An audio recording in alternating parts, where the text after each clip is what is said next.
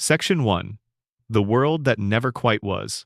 There is something about Fallout that pulls at you in a way most games don't. It isn't just the gunfights or the story choices, though those matter. It's the feeling you get when you slow down, when you stop running from one quest marker to the next, and just stand somewhere quiet in the wasteland and look around. Look at the broken overpass in the distance. Look at the rusted car pile frozen mid-crash on a highway that nobody drives anymore.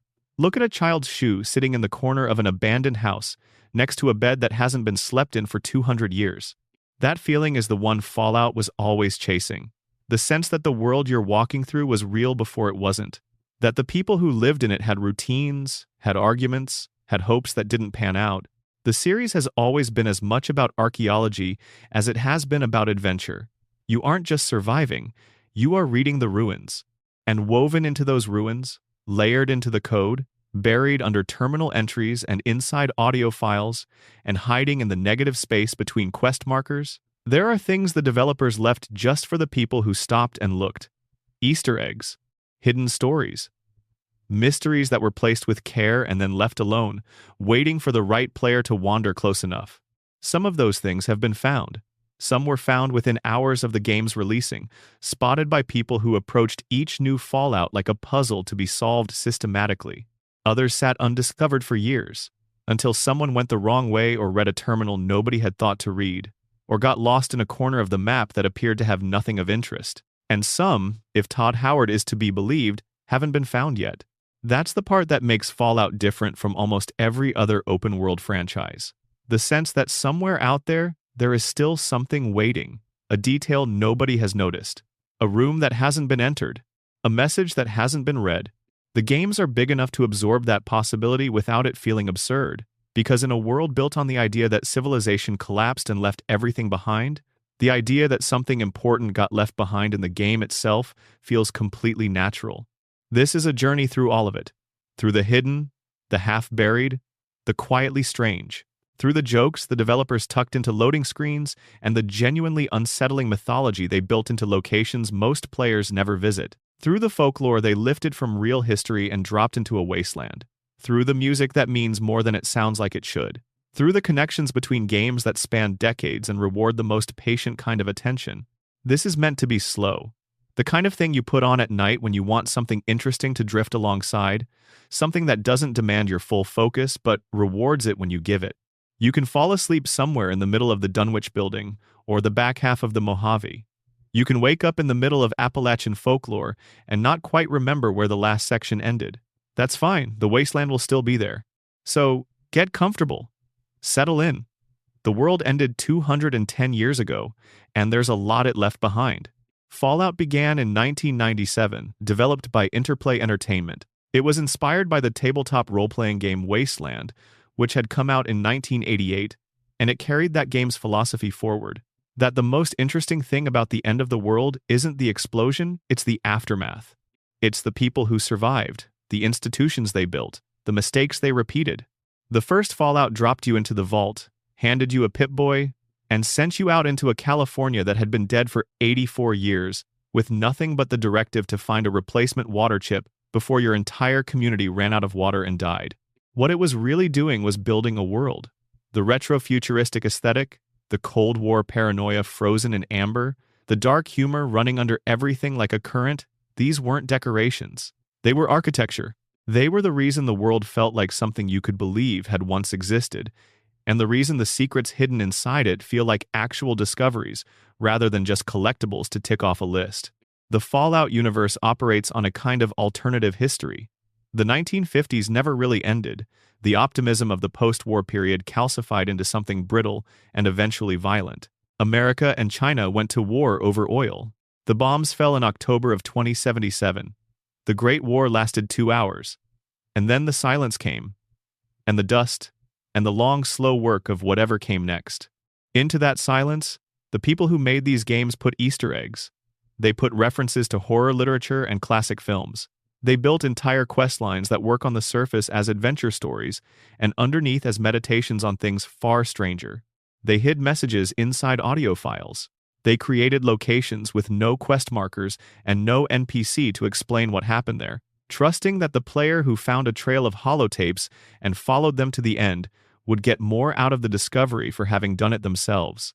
That philosophy, the idea that the most interesting things in the game should require the player to be curious, to stop and look, to go where nothing is pushing them to go, is what gives Fallout its depth.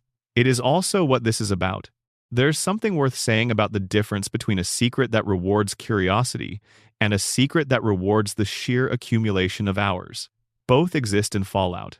Some hidden content is found by players who happen to explore in the right direction, who get curious about an unmarked location, who follow a trail because it's there. Other hidden content is found by players who have been playing long enough to ask questions that only arise after deep engagement, who notice, for instance, that a faction's stated ideology doesn't quite match its observable behavior, and who go looking for the documents that explain the gap. The first kind of secret is for the player who stops to look. The second is for the player who has been looking long enough to know what they're looking for. Both are designed into the games with equal care. Both represent the franchise's fundamental conviction that the people who enter its worlds deserve to be rewarded for attention. This is rarer than it sounds. Games that reward attention without guiding it, that trust the player to make meaning from evidence rather than delivering meaning pre-assembled, are games that require significant confidence in their audience. The Fallout series, at its best, has that confidence. It puts things in corners of the map where nobody is required to go, trusting that someone will go there. It writes terminal entries for businesses that appear in no quest, trusting that someone will read them. It designs entire architectural spaces around an emotional effect rather than a functional purpose, trusting that someone will spend long enough in the space to feel what it was designed to produce. That trust, returned, is what makes the Fallout community's relationship with these games as sustained as it is. Players who feel trusted by a game become invested in it differently from players who feel managed by one. They bring their full attention. They read everything. They go to the southwest corner of the map and walk into the building that nobody told them to enter. They come out with something the game didn't give them directly, something they assembled, something that belongs to them because they made the effort to find it. We're going to move through the games roughly in order, touching the original, moving through Fallout 3 and New Vegas, spending time in Fallout 4 and Fallout 76. But this isn't a strict timeline. The nature of Easter eggs is that they don't follow narrative logic. They appear where the developers felt like leaving them, so sometimes we'll jump sideways. Sometimes a secret in Fallout 4 will lead us back to something in Fallout 3, because that's how the Dunwich thread works. The world connects back to itself. The original Fallout games, the first one and Fallout 2, which came out in 1998, established a lot of what makes the series distinctive in its approach to hidden content. These were isometric RPGs with a sense of humor that swung from sharp satire to genuinely absurd, and the Easter eggs they contained reflected that range. You could walk into a forest clearing in Fallout 2 and find the remnants of a crashed starship, with the crew reduced to skeletons still seated in their chairs. You could find a town that had been burned down and, if you wandered the ruins carefully enough, discover a survivor who would explain what happened in a way that rewarded you for asking the questions nobody prompted you to ask. The original games were made by a small team working in an era when games didn't have the kind of content library they do now.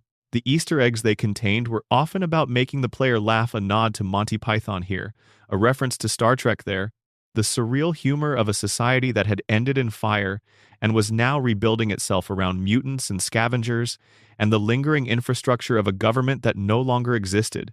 But even in those early games, there were places where the jokes stopped and something quieter took over. Places where the world felt genuinely sad, genuinely strange, genuinely like it had a history you were only seeing the edge of. Fallout 2 in particular was built around the idea of continuity. The Chosen One, the player character, was the grandchild of the original game's Vault Dweller. The world you were exploring was the same world from 10 years earlier, just 10 years further along. Characters referenced things that happened in the first game. The consequences of earlier choices were visible in the state of the wasteland you were moving through. This continuity extended to the hidden content. When Obsidian Entertainment made Fallout New Vegas in 2010, they wove callbacks to the original games into their Easter eggs with a level of care that went well beyond fan service. There is a moment in New Vegas, which we will come back to in detail, where a companion's behavior directly references an event from Fallout 2 in a way that requires no explanation, because it just happens. If you know, and if you don't, it's simply a moment of your dog being concerned about a well.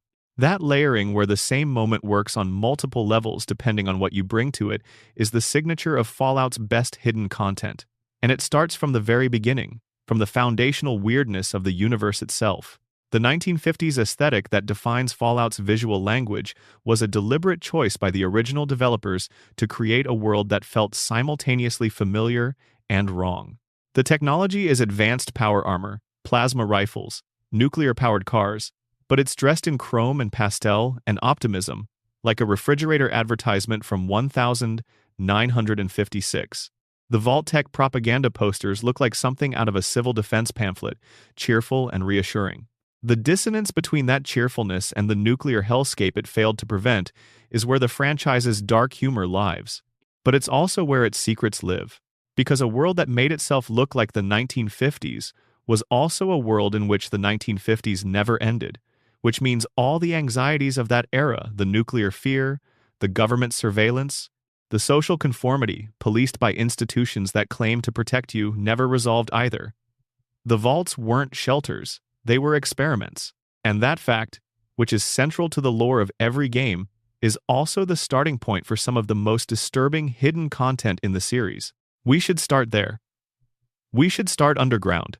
If you're watching this from somewhere unusual 3 a.m. in your bedroom, on a long drive, in a city on the other side of the world from where you usually are, drop a comment with your location and what time it is. There's something kind of beautiful about knowing this is reaching people in different corners of the map, so to speak. And if you haven't subscribed yet, consider it. There's a lot more of this kind of thing on the way. Section 2. The Vaults and Their Dark Experiments. The vaults are the most haunting concept in all of Fallout, and the series has never been shy about what they actually were. Vault-Tec, the corporation contracted by the U.S. government to design and construct the network of Fallout shelters, had a second mandate that wasn't included in the promotional material. The shelters were real in the sense that they would protect the people inside from the immediate effects of nuclear war. But they were also laboratories, social laboratories. The people who entered them were not simply being saved, they were being studied. This was never hidden, exactly. The games explain it through terminals and holotapes and the simple act of encountering what various vaults have become by the time you reach them. But the range of experiments that the games have described over the years, and the details hidden in terminals that most players scroll past, paint a picture that gets stranger and bleaker the more carefully you read it.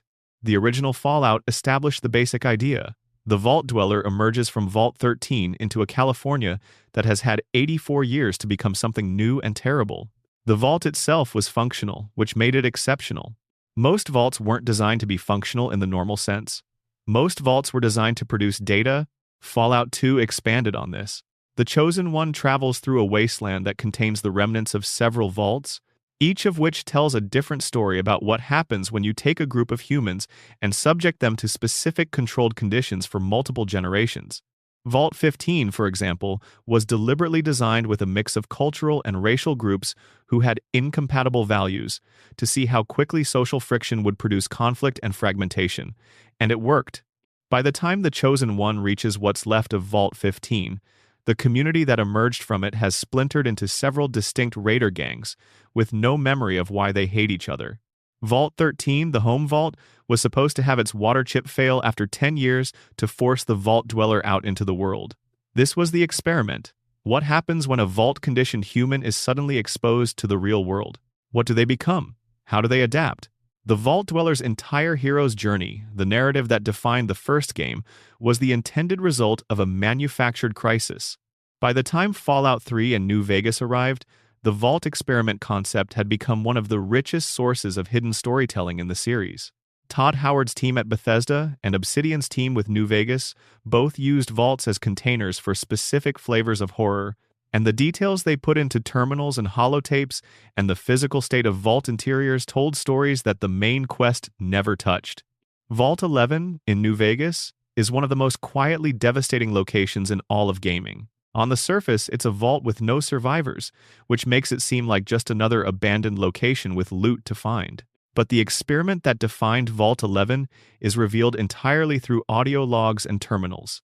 And it goes like this. Each year, the vault's overseer computer demanded that the inhabitants sacrifice one of their own. One person, chosen by the community, would be executed. In exchange, the rest of the vault would be allowed to continue. If they refused, the computer promised all of them would die.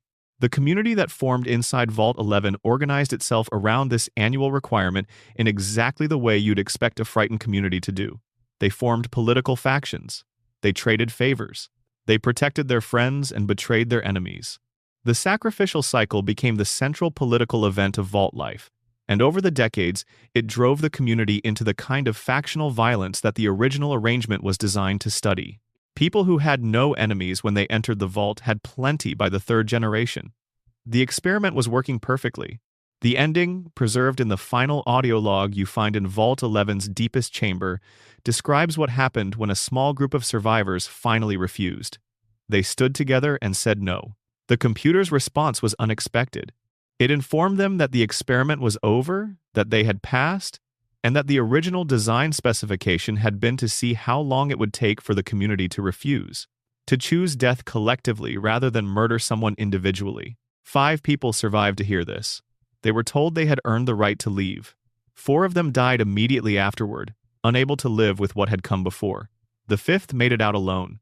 There is no quest marker pointing you toward this story. There is no quest at all. You walk through an empty vault, read what's on the terminals, listen to the logs, and piece it together yourself.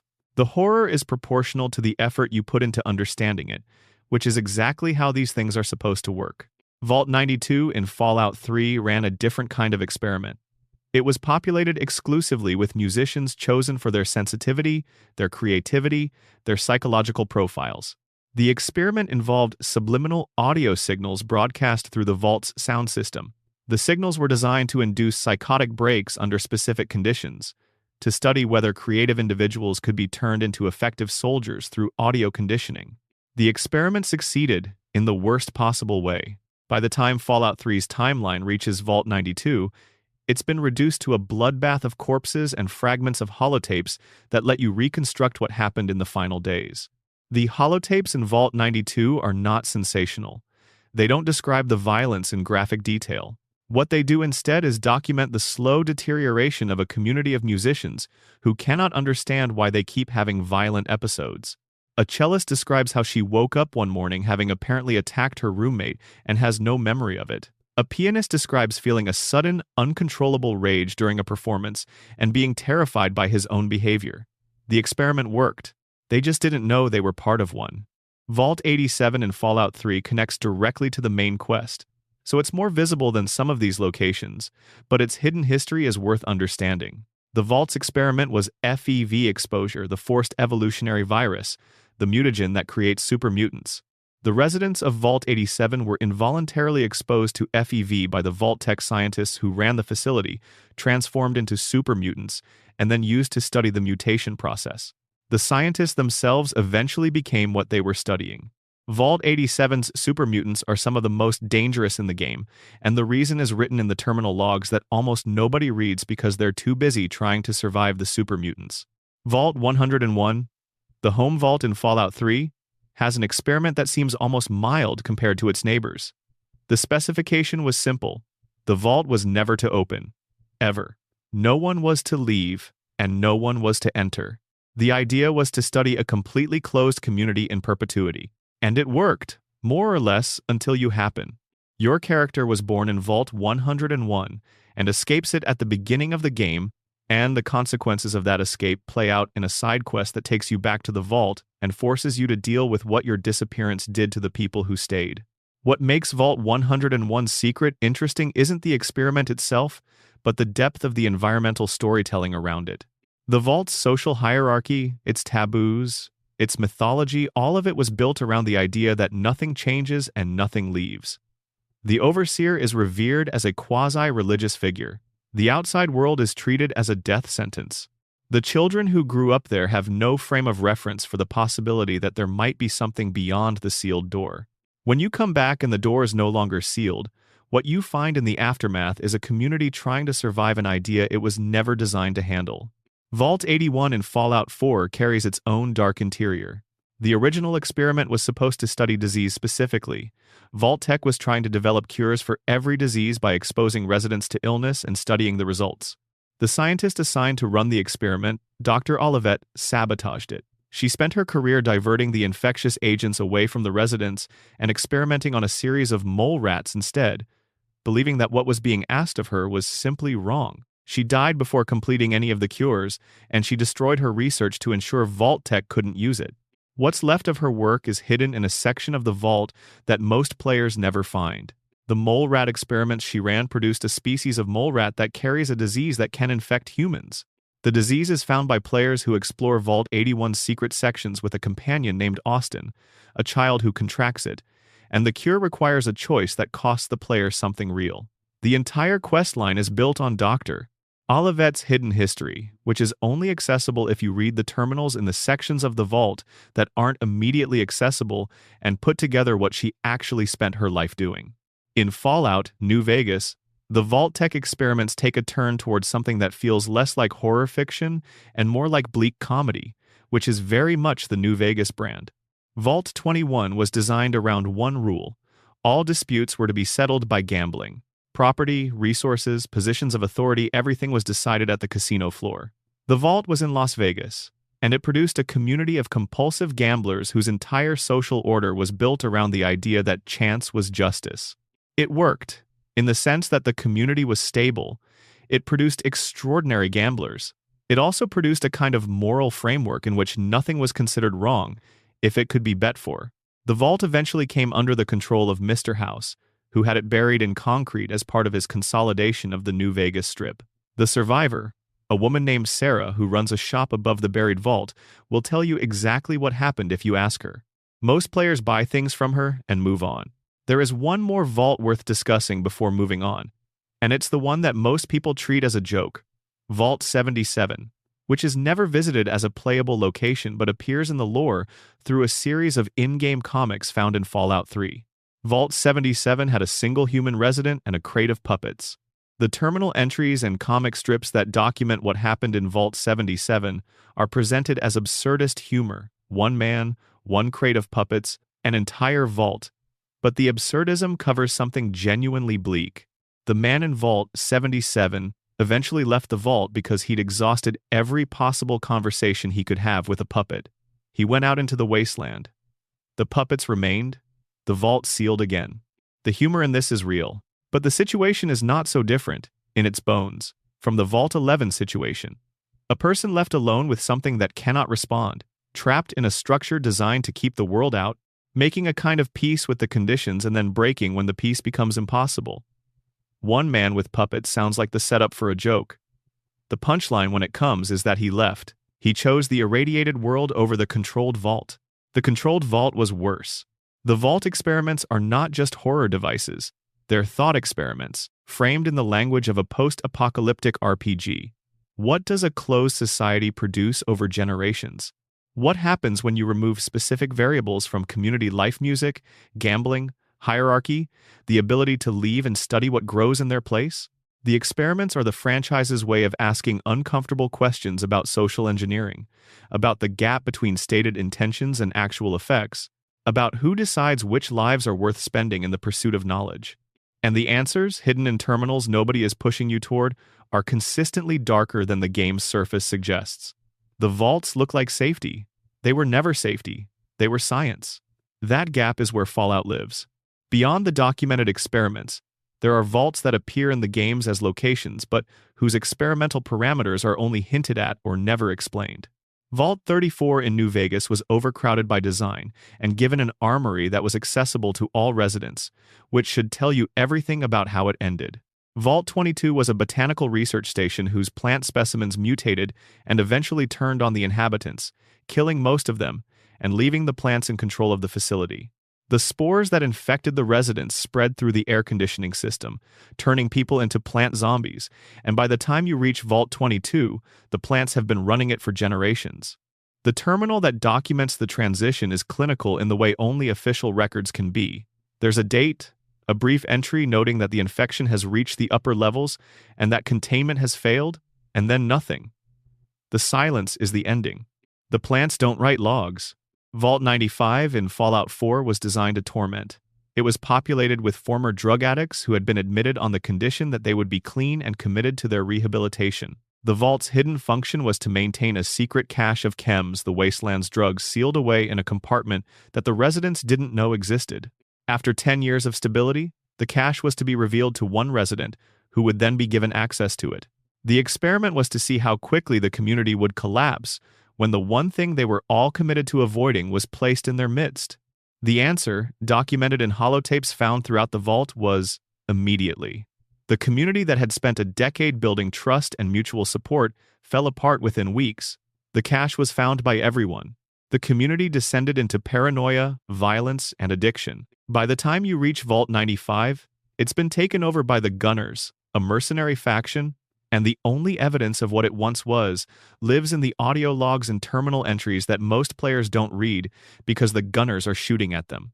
But if you do read them, if you find the log of the Vault psychologist, who knew what the experiment was and spent the entire hidden section of the Vault's history documenting his own ethical deterioration, as he continued to participate in it, you find something that goes beyond Easter egg territory, into something genuinely affecting. He knew. He knew exactly what Vault-Tec was doing, and he kept doing his job anyway, and his final log doesn't explain why. It just stops. The Vault experiments were designed to be observed. The Vault-Tec representatives were supposed to eventually return to read the results and collect the data. The bombs fell and the representatives never came. The experiments continued without observers, running to their conclusions in the dark, and the only people who eventually read the data are us, the players, who wander in centuries later and piece together what happened from what's left. That's the secret architecture of the vaults. They weren't just places where people went to survive. They were the franchise's way of asking, if someone was watching, would that make it worse? Section 3. The Dunwich Horror and Fallout's Lovecraftian Thread. There is a building in the southwest corner of Fallout 3's capital wasteland that most players walk past without entering. It sits in a remote area of the map, far from major quest locations, surrounded by rocky terrain that discourages casual exploration. There are no friendly NPCs pointing you toward it. There is no radio signal drawing you in. There is just the building, sitting where it is, and the name on the deteriorating sign above the door. Dunwich Building.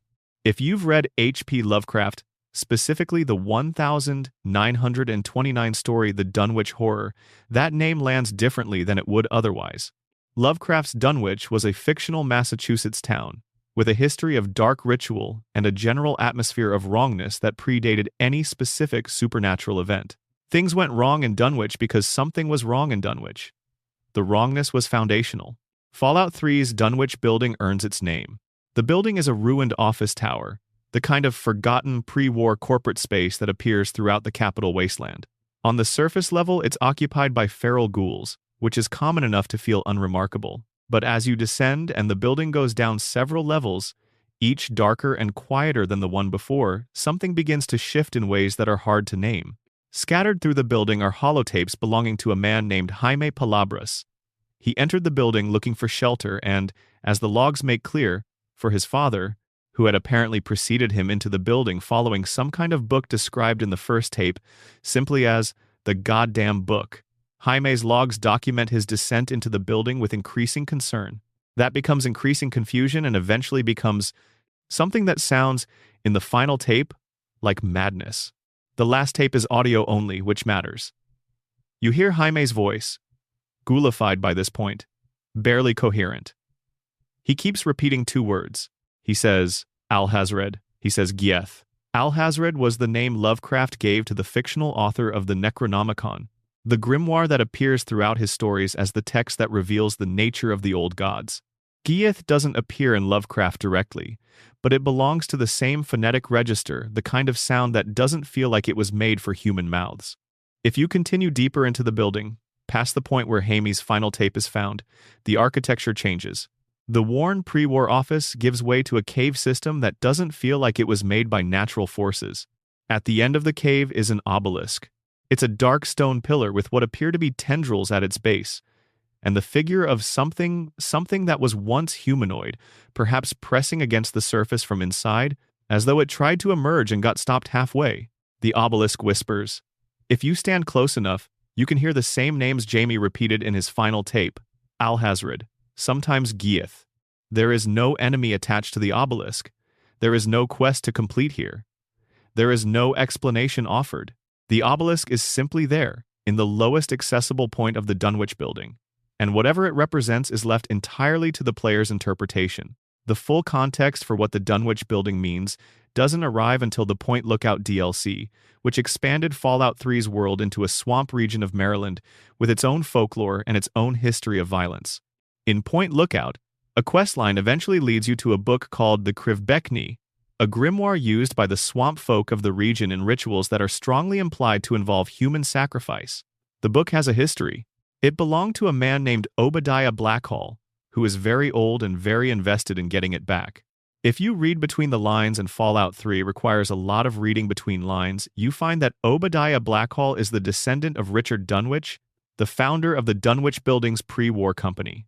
And Richard Dunwich, according to the documents that can be pieced together across both the main game and the DLC, was a practitioner of rituals connected to whatever entity is housed in or connected to the obelisk in the building's lowest level.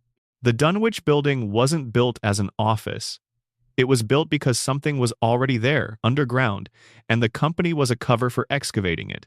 The entity is called Ugg Qualtoth in one of the Fallout 3 guides, though this name doesn't appear explicitly in the game's dialogue. What appears instead are its effects. The flashbacks that players experience when walking through the Dunwich building, the brief, involuntary visions of pre-war moments that play without warning, are not a standard game mechanic. They only occur in the Dunwich building. They are implied to be the entity's influence on anyone who enters, bleeding the past into the present in ways that weaken the boundary between them. This is textbook Lovecraft. The old gods in Lovecraft stories don't communicate through language. They communicate through dreams, through hallucinations, through the slow erosion of the mind's ability to distinguish between what is real and what is something else. The flashbacks in the Dunwich building serve exactly that function, and their presence in a game that otherwise doesn't use that mechanic makes the building feel genuinely different from everything around it. Bethesda brought the Dunwich thread forward into Fallout 4, and the way they did it is one of the more satisfying pieces of long-form world-building in the series. There is a location in Fallout 4's Commonwealth called the Dunwich Borers, a quarry operation run by a pre-war company called Dunwich Borers LLC, which is directly connected to the company that built the Dunwich building in Fallout 3. The company was a real estate and excavation company in the pre-war world, with a history of operating in locations that turned out to have archaeological significance of the deeply unpleasant variety.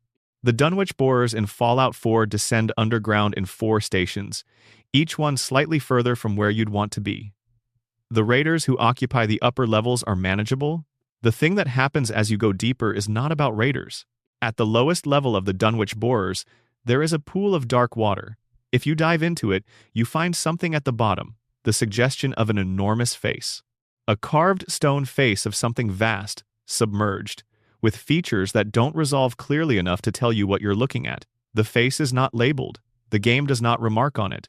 There is a bobblehead nearby, because of course there is. Bethesda is rarely entirely straight-faced about anything, but the bobblehead is almost a joke about the situation. Here is something ancient and incomprehensible, submerged beneath a company quarry. Here is also a collectible. Take what you want and leave. The holotapes in the Dunwich Borers document the experiences of the workers who dug this far down. The pattern will be familiar from the Dunwich building: curiosity, unease, escalation, and then the logs stop in a way that implies the person writing them stopped being the kind of person who writes logs. One of the tapes describes a worker who began having dreams about the face in the water before the excavation reached the level where the face was found. He saw it before the drill did. The company kept him on the project anyway. There's also a weapon at the bottom of the Dunwich Borers, a unique blade called Kremvhis Tooth, which is the name of another entity from Lovecraft's extended mythology, though one that doesn't appear directly in Lovecraft's own writing, who worked extensively in Lovecraft's setting after his death. The blade has a ritual quality to it. The game doesn't explain what it was used for, but the evidence around it suggests that whatever the Dunwich company was extracting from this site, it wasn't stone. The Lovecraftian thread in Fallout is not incidental. It recurs across 3 games, across different development teams, and it maintains a consistent internal logic that requires the player to connect dots across a significant span of time and content. The obelisk in Fallout 3's Dunwich building, the carved face at the bottom of Fallout 4's Dunwich Borers, these are the same story. The Dunwich company was always doing the same thing, in different places, at different times. They were excavating something that should have been left alone. What Bethesda did with this thread is interesting because it doesn't resolve. Lovecraft's stories almost never resolve. The horror in Lovecraft is not the monster that gets defeated. It's the understanding that the monster cannot be defeated, that it's been there longer than human civilization and will be there after human civilization is entirely finished. The Dunwich locations in Fallout don't offer closure. You can burn the Kriv Bekni book in the obelisk in Fallout 3, which completes a quest, but the obelisk remains. The face at the bottom of Dunwich Borers remains. Whatever was being summoned or preserved or contained there remains. Fallout 4 also has the Cabot House questline, which carries Lovecraftian themes in a different direction. The Cabot family has survived for over 400 years, maintaining their youth and their clarity through the power of an artifact that Lorenzo Cabot, the family patriarch, discovered in the Rub al-Khali desert before the war. The artifact is a metallic crown that appears to have no technological explanation. Jack Cabot, Lorenzo's son, is one of the Commonwealth's most capable scientists, and his notes make clear that he has spent decades trying to understand what the crown is, and cannot. It defies analysis. It doesn't behave according to any material science he knows. Lorenzo has been locked in Parsons State Insane Asylum since the 1890s before the war. The family kept him contained there because after he put on the crown, he changed. His intelligence increased, as did his telekinetic ability. His aging stopped. And his personality shifted in ways that made it clear something was happening inside his mind that wasn't purely his own thought. The asylum is not a comfortable place. The sections where Lorenzo is held feel wrong in the way the Dunwich building feels wrong, though less overtly this is a man in a room, not a cave with an obelisk, but the wrongness is there in the way the light sits on the walls, and in the text of Lorenzo's journal entries, which chart his gradual accommodation of something that shares his head. The Cabot quest lets you choose: keep Lorenzo contained or free him. If you free him, the result is violent and immediate.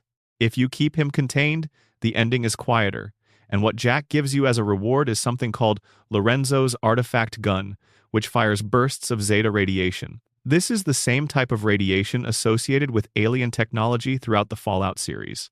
The artifact that kept Lorenzo alive and changed was, the game implies, alien in origin. It was buried in one of the oldest deserts on Earth, waiting. The Fallout wiki notes that Lorenzo's expedition to the Rub al-Khali references Lovecraft's The Nameless City, and that the ship mentioned in Lorenzo's journal corresponds to the SS Alert from The Call of Cthulhu. The game is wearing its influences openly, but it wears them without irony. The Cabot storyline is played straight, and the result is genuinely unsettling in a way that the more obviously comedic Easter eggs aren't. There is a third Lovecraft reference in Fallout 4 worth noting. The Kingsport Lighthouse, on the northeastern coast of the Commonwealth, is a location where children of Adam, the radiation cult that appears throughout the later Fallout games, worship a glowing one, a type of extremely irradiated ghoul. Kingsport is a fictional town in Lovecraft's New England geography. The setting of the story, The Festival, which describes cloaked cultists performing ancient rituals in a lighthouse before something emerges from the sea. In Fallout 4's Kingsport Lighthouse, cloaked cultists worship something that glows in the dark. The resemblance is precise. What Bethesda built across these three games is a coherent mythology that operates alongside the main storyline without requiring any acknowledgement from it. You can play all of Fallout 3 and all of Fallout 4 without ever noticing the Dunwich thread. You can complete every main quest and most of the side content and never encounter the obelisk or the face in the water. The Lovecraftian horror is entirely optional. It rewards the players who go looking, who read the holotapes, who descend past the point where the game stops providing direction. That is, in a way, exactly the kind of reading Lovecraft's original stories were designed to produce. The horror in Lovecraft is always something you find when you go further than you should. The monsters are always deeper. The truth is always more uncomfortable than you were prepared for. The Dunwich thread in Fallout is the franchise's most faithful tribute to that tradition, and it's been hiding in plain sight since 2008. Section 4. Wild Wasteland and the Mojave's Secret Lair. Fallout. New Vegas was made by Obsidian Entertainment in approximately 18 months, which is an absurd timeline for a game of its scope. The story of how that happened is its own kind of chaos. The deadline was largely the result of Bethesda's release schedule, and the crunch that produced it left marks on the game in the form of bugs that were never fully patched. But it also produced something that no amount of polish and extended development time could have manufactured. A game with a personality so distinct and so consistent that it feels like it came from a specific group of people with specific opinions, which is exactly what it was. Obsidian put things in New Vegas that nobody told them to put there. They put in lore connections to the original Fallout games that required knowledge of games made in the late 1990s to fully appreciate. They put in political satire that was pointed enough to be uncomfortable. They put in a trait system, a character creation option, that exists specifically to unlock a hidden layer of the game that operates entirely differently from the standard experience. That trait is called Wild Wasteland, and it is the single most comprehensive Easter egg system ever built into a Fallout game. The standard framing of Wild Wasteland is that it adds the most bizarre and silly elements of post-apocalyptic Americana, which is accurate but understates what it actually does. What Wild Wasteland does is add a parallel game. Not a game within the game exactly. It doesn't interrupt the main story or alter the major quests. What it does is change the texture of the world. It replaces certain encounters with different ones. It inserts moments into the world that wouldn't exist without it. It makes the Mojave feel like it has a slightly different atmosphere, like the radio is picking up an extra signal that only plays certain songs. The decision to make it a trait was interesting. Lead designer Josh Sawyer has said that Wild Wasteland came out of a compromise between developers who wanted to include humorous or absurd content and those who believed that content would undermine the game's tone. The solution was to make it optional to put all the silly stuff behind a wall that required the player to explicitly choose to include it. If you wanted your New Vegas experience to be bleak and grounded and serious, you didn't take Wild Wasteland. If you wanted the version with 3 aliens arguing around a campfire north of Vegas, you did. The alien encounter is perhaps the most famous Wild Wasteland event. Northwest of New Vegas, past the Horowitz farmstead, there is a location that changes completely depending on whether you have the trait. Without Wild Wasteland, it's a mercenary camp, guarded by several hostile mercenaries, one of whom carries a unique Gauss rifle called the YCS 186, which is a reference to the game's original development team. With Wild Wasteland, the mercenary camp becomes an alien landing site. The crashed UFO is the same design as the crashed UFO from Fallout 3's Mothership Zeta DLC, a direct visual callback to a moment in the previous game. 3 aliens stand around a campfire, seemingly at a loss for what to do with their situation. 2 of them carry tri-beam laser rifles. The third, the captain, carries the alien blaster, a weapon that has appeared in nearly every Fallout game since the original. Always rare, always devastating. The alien captain can be killed for the weapon. If you're patient and stealthy enough to take him out quietly, the other 2 aliens will remain passive, confused, perhaps, or simply not inclined to be more aggressive than their situation requires. It's a more complete version of a fantasy that Fallout games have been setting up since 1997. What if you were very sneaky and also very competent, and the aliens simply couldn't deal with you? The alien blaster itself only comes with a limited supply of ammunition. The alien power cells that power it are found nowhere else in the base game. This scarcity is the trait's way of acknowledging what it gave you, something extraordinary, something that doesn't belong to the Mojave's regular economy, something that will run out if you're not careful. The Wild Wasteland version of the game offers you contact with the genuinely alien, and it comes with the caveat that the genuinely alien doesn't refill. In the same Wild Wasteland framework, there is a Monty Python and the Holy Grail reference tucked into the basement of the East Church at Camp Searchlight. Camp Searchlight is one of New Vegas's more tragic locations, a National Guard base that was heavily irradiated during the war by a Legion sabotage operation, and is now occupied by radiation-addled NCR troopers who have become scorched and violent. It is not a comfortable place. Going down into its church basement under those circumstances feels like exactly the kind of place where you'd find something absurd as a counterweight. What you find is a box containing 3 holy frag grenades. Next to the box is a note reading "Holy Hand Grenades. Pull pin and count to 3," with a 5 crossed out next to the 3. This is the Holy Hand Grenade of Antioch, directly transplanted from the Holy Grail film, along with the running gag about King Arthur's inability to count past 3. The grenades themselves are not weak. They are described as more powerful than standard frag grenades, functioning more like miniature nuclear devices than standard explosives. Obsidian gave you the Monty Python joke and then made it actually useful, which is the Wild Wasteland trait's general approach to everything. On the east side of Cottonwood Cove, where Caesar's Legion maintains a river crossing into New Vegas territory, there is graffiti on a wall that reads, Romanes Ient Domus. This only appears with Wild Wasteland active.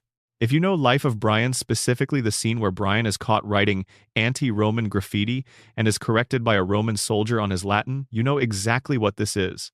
The joke runs even deeper if you know enough Latin to notice that the grammatical errors in the original scene are real Latin grammatical errors, and that whoever wrote this on the Legion's wall made the same mistakes. Obsidian did the homework. The Rex and the well encounter is perhaps the most emotionally complex Wild Wasteland moment. Rex is a cybernetic dog companion from a bartender in Freeside, and he's one of New Vegas's more charming party members. At a specific point in the game, while Rex is your active companion, he will suddenly whine. The game tells you he seems to be concerned about a nearby well. If you follow the marker to the well, you find the skeleton of a child named Little Jimmy, along with a mole rat that presumably ate him. This is Lassie.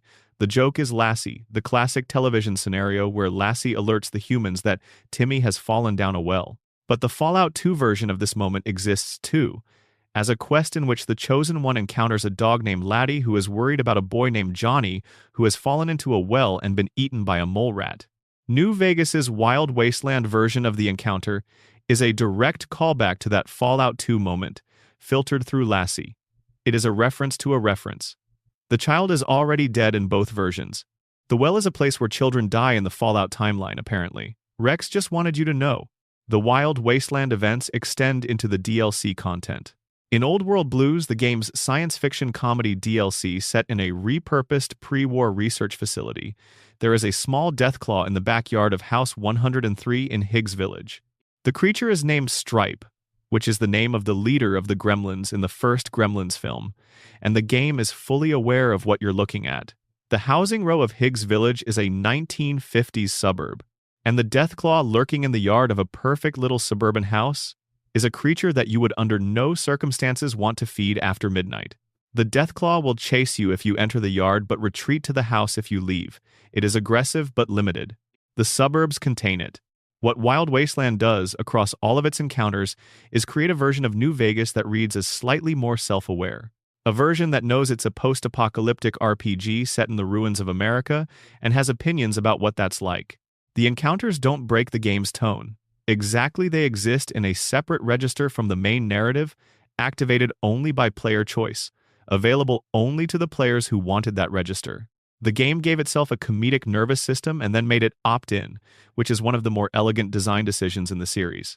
Chris Avallone, one of the key writers on New Vegas, has noted in interviews that Wild Wasteland was intended partly as a way to incorporate more connections to the older Fallout games, the kind of references that would mean a great deal to players who had been with the series since 1997, and very little to the players coming in fresh.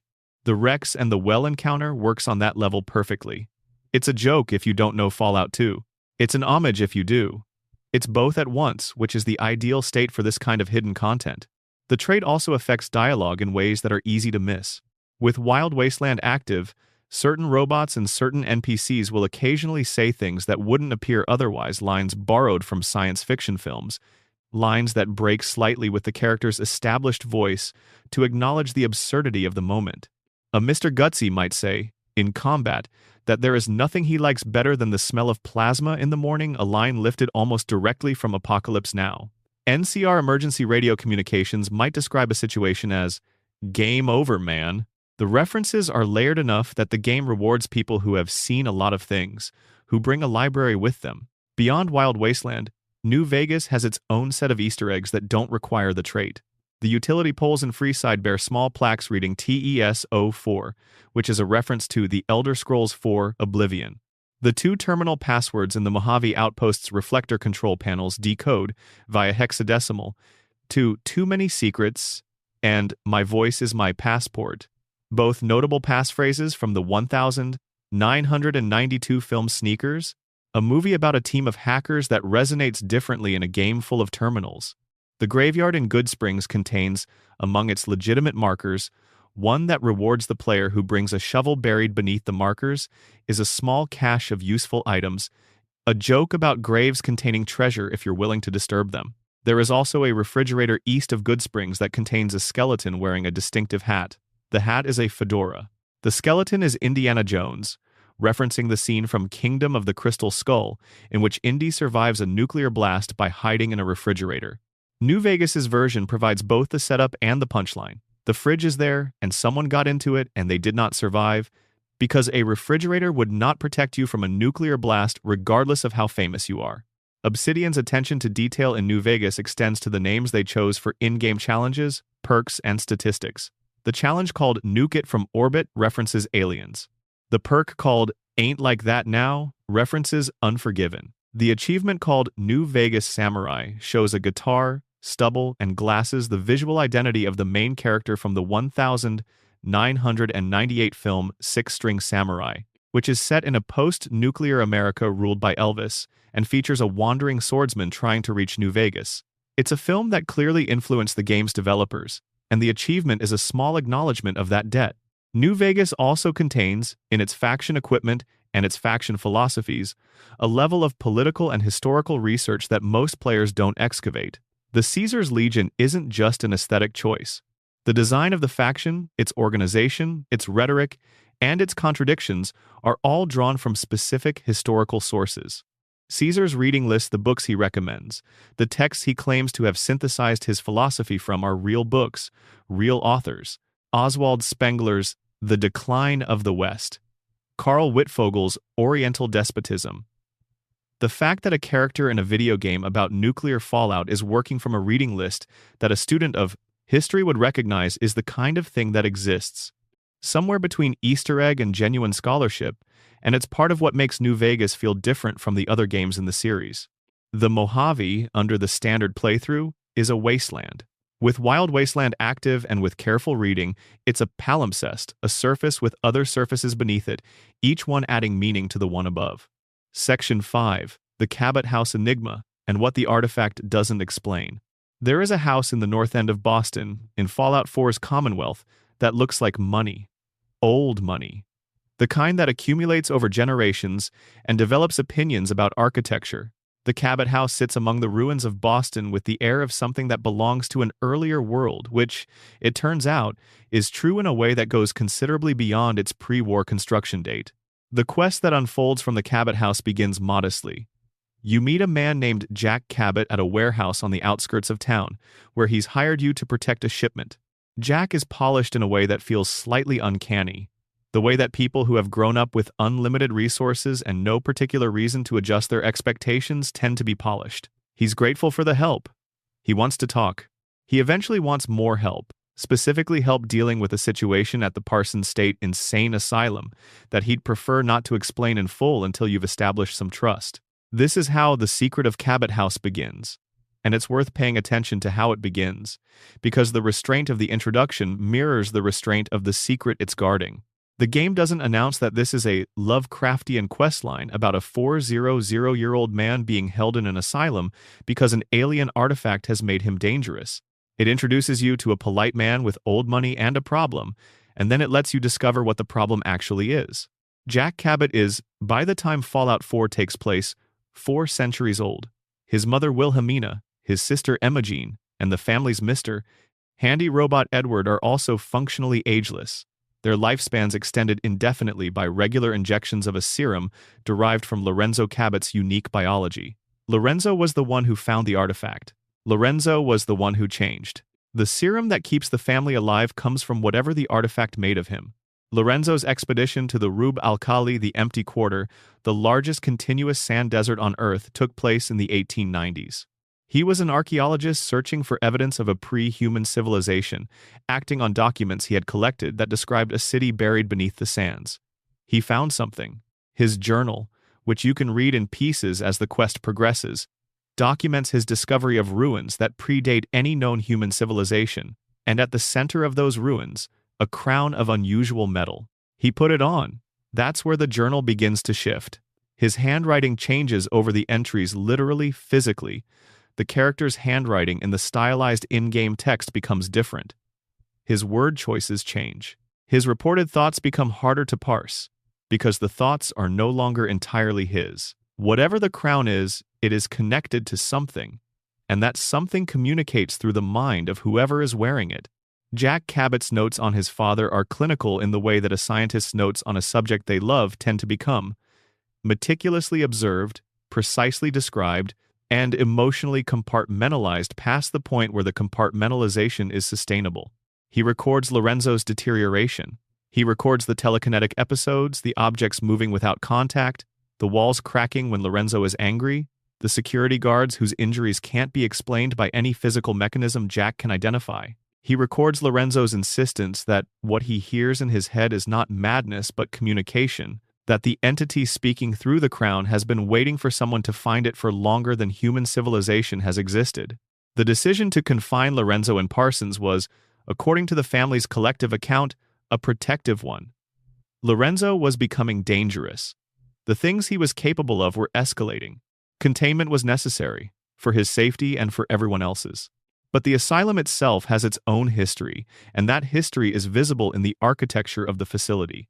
Parsons State Insane Asylum was built with specific containment protocols for Lorenzo security measures that are considerably more advanced than what would be expected for a conventional patient. The zeta radiation emitters that keep Lorenzo passive were designed specifically for him. The facility wasn't repurposed for his containment, it was built for it. This detail sits in the background, available to players who look at the structure of the asylum and think about what the Cabot family would have had to arrange to build it. They had money. They had time. They had 4 centuries of accumulated influence. The asylum is evidence of how seriously they took the problem of containing what Lorenzo had become. The questline's climax offers you a choice: keep Lorenzo contained or free him. It's framed as a question of compassion versus fear, of whether the old man in the cell deserves to see the world again after 400 years. Lorenzo argues his case eloquently, which is part of the horror. He sounds entirely reasonable. He sounds like someone who has been wrongfully imprisoned by frightened family members. He sounds like he might have a point. If you free him, you find out immediately that he doesn't have a point.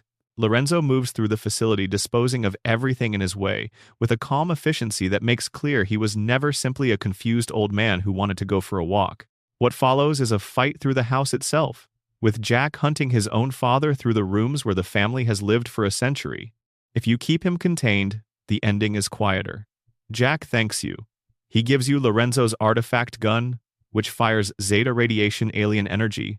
The weapon is the family's equivalent of what Lorenzo found in the desert, reduced to something manageable and portable. The artifact itself remains in the asylum, with Lorenzo, who will presumably remain there indefinitely. The experiment continues. The family continues. Whatever the artifact is, it remains. The Fallout Wiki's analysis of the Cabot questline notes that Lorenzo's journal mirrors several Lovecraft stories structurally. The expedition into a desert to find a buried city, the discovery of a non-human artifact, the subsequent deterioration of the discoverer's independent consciousness, the family's ambiguous attempt to contain what the encounter has produced. All of these elements appear in various forms in Lovecraft's work, particularly the Call of Cthulhu and the rats in the walls. What's notable about how Bethesda handled this material is that they committed to it. The Cabot questline doesn't wink at the player about its influences. It plays its supernatural premise straight, in a game that generally explains extraordinary things through technology. The Institute makes synths. The Brotherhood of Steel uses power armor. Everything has a mechanism. The Cabot artifact doesn't have a mechanism. Even Jack, who is functionally the world's most knowledgeable expert on the artifact, cannot tell you what it is. It defies the game's own explanatory framework, which is exactly the effect Lovecraft was always going for. The questline also contains a small, easy-to-miss detail that rewards the most careful readers. In the art book for Fallout 4, among the concept art for Institute uniforms, there is an illustration of someone wearing a red and white striped shirt, a bobble hat, and glasses. It's Where's Waldo? This has nothing to do with the Cabot questline specifically, but it exists in the same space of self-aware hidden content, the developers hiding a visual joke in a piece of supplementary material, trusting that someone would eventually look. The Cabot House story is, in the end, about the cost of knowledge that comes from somewhere you don't understand. Lorenzo found something real. It changed him in ways that can't be undone. The family that contains him has extended their own lives through what the change produced, which makes them complicit in keeping it contained, which means they can never fully escape it. The artifact is still in the asylum. The family is still alive. Whatever communication it was facilitating is presumably still going on, inside Lorenzo's head, 4 centuries after he put on a crown in an empty desert. Nothing has been resolved, nothing has been explained. The game allows you to choose how it ends for Jack and for Lorenzo, but it doesn't tell you what the artifact is. It was always going to be that way. That's the Lovecraft ending. The thing that was there before you are the thing that will be there after you. You can make choices around it, but you can't explain it, and you can't make it stop. Section 6. The Cryptids of Appalachia. West Virginia has a particular relationship with the uncanny. The geography-dense forests, isolated hollows, mountains that fold into each other in ways that limit sightlines and create pockets of deep shadow even at midday is the kind of geography that produces folklore. Not because the people who live there are superstitious in some dismissive sense, but because that kind of landscape genuinely does things to human perception. It shapes what seems possible. It shapes what seems worth fearing. Fallout 76 is set in that landscape, and Bethesda made the choice, early in development, to honor that relationship between West Virginia and the uncanny by populating the game with creatures drawn directly from regional folklore, not interpreted versions, not things loosely inspired by the legends.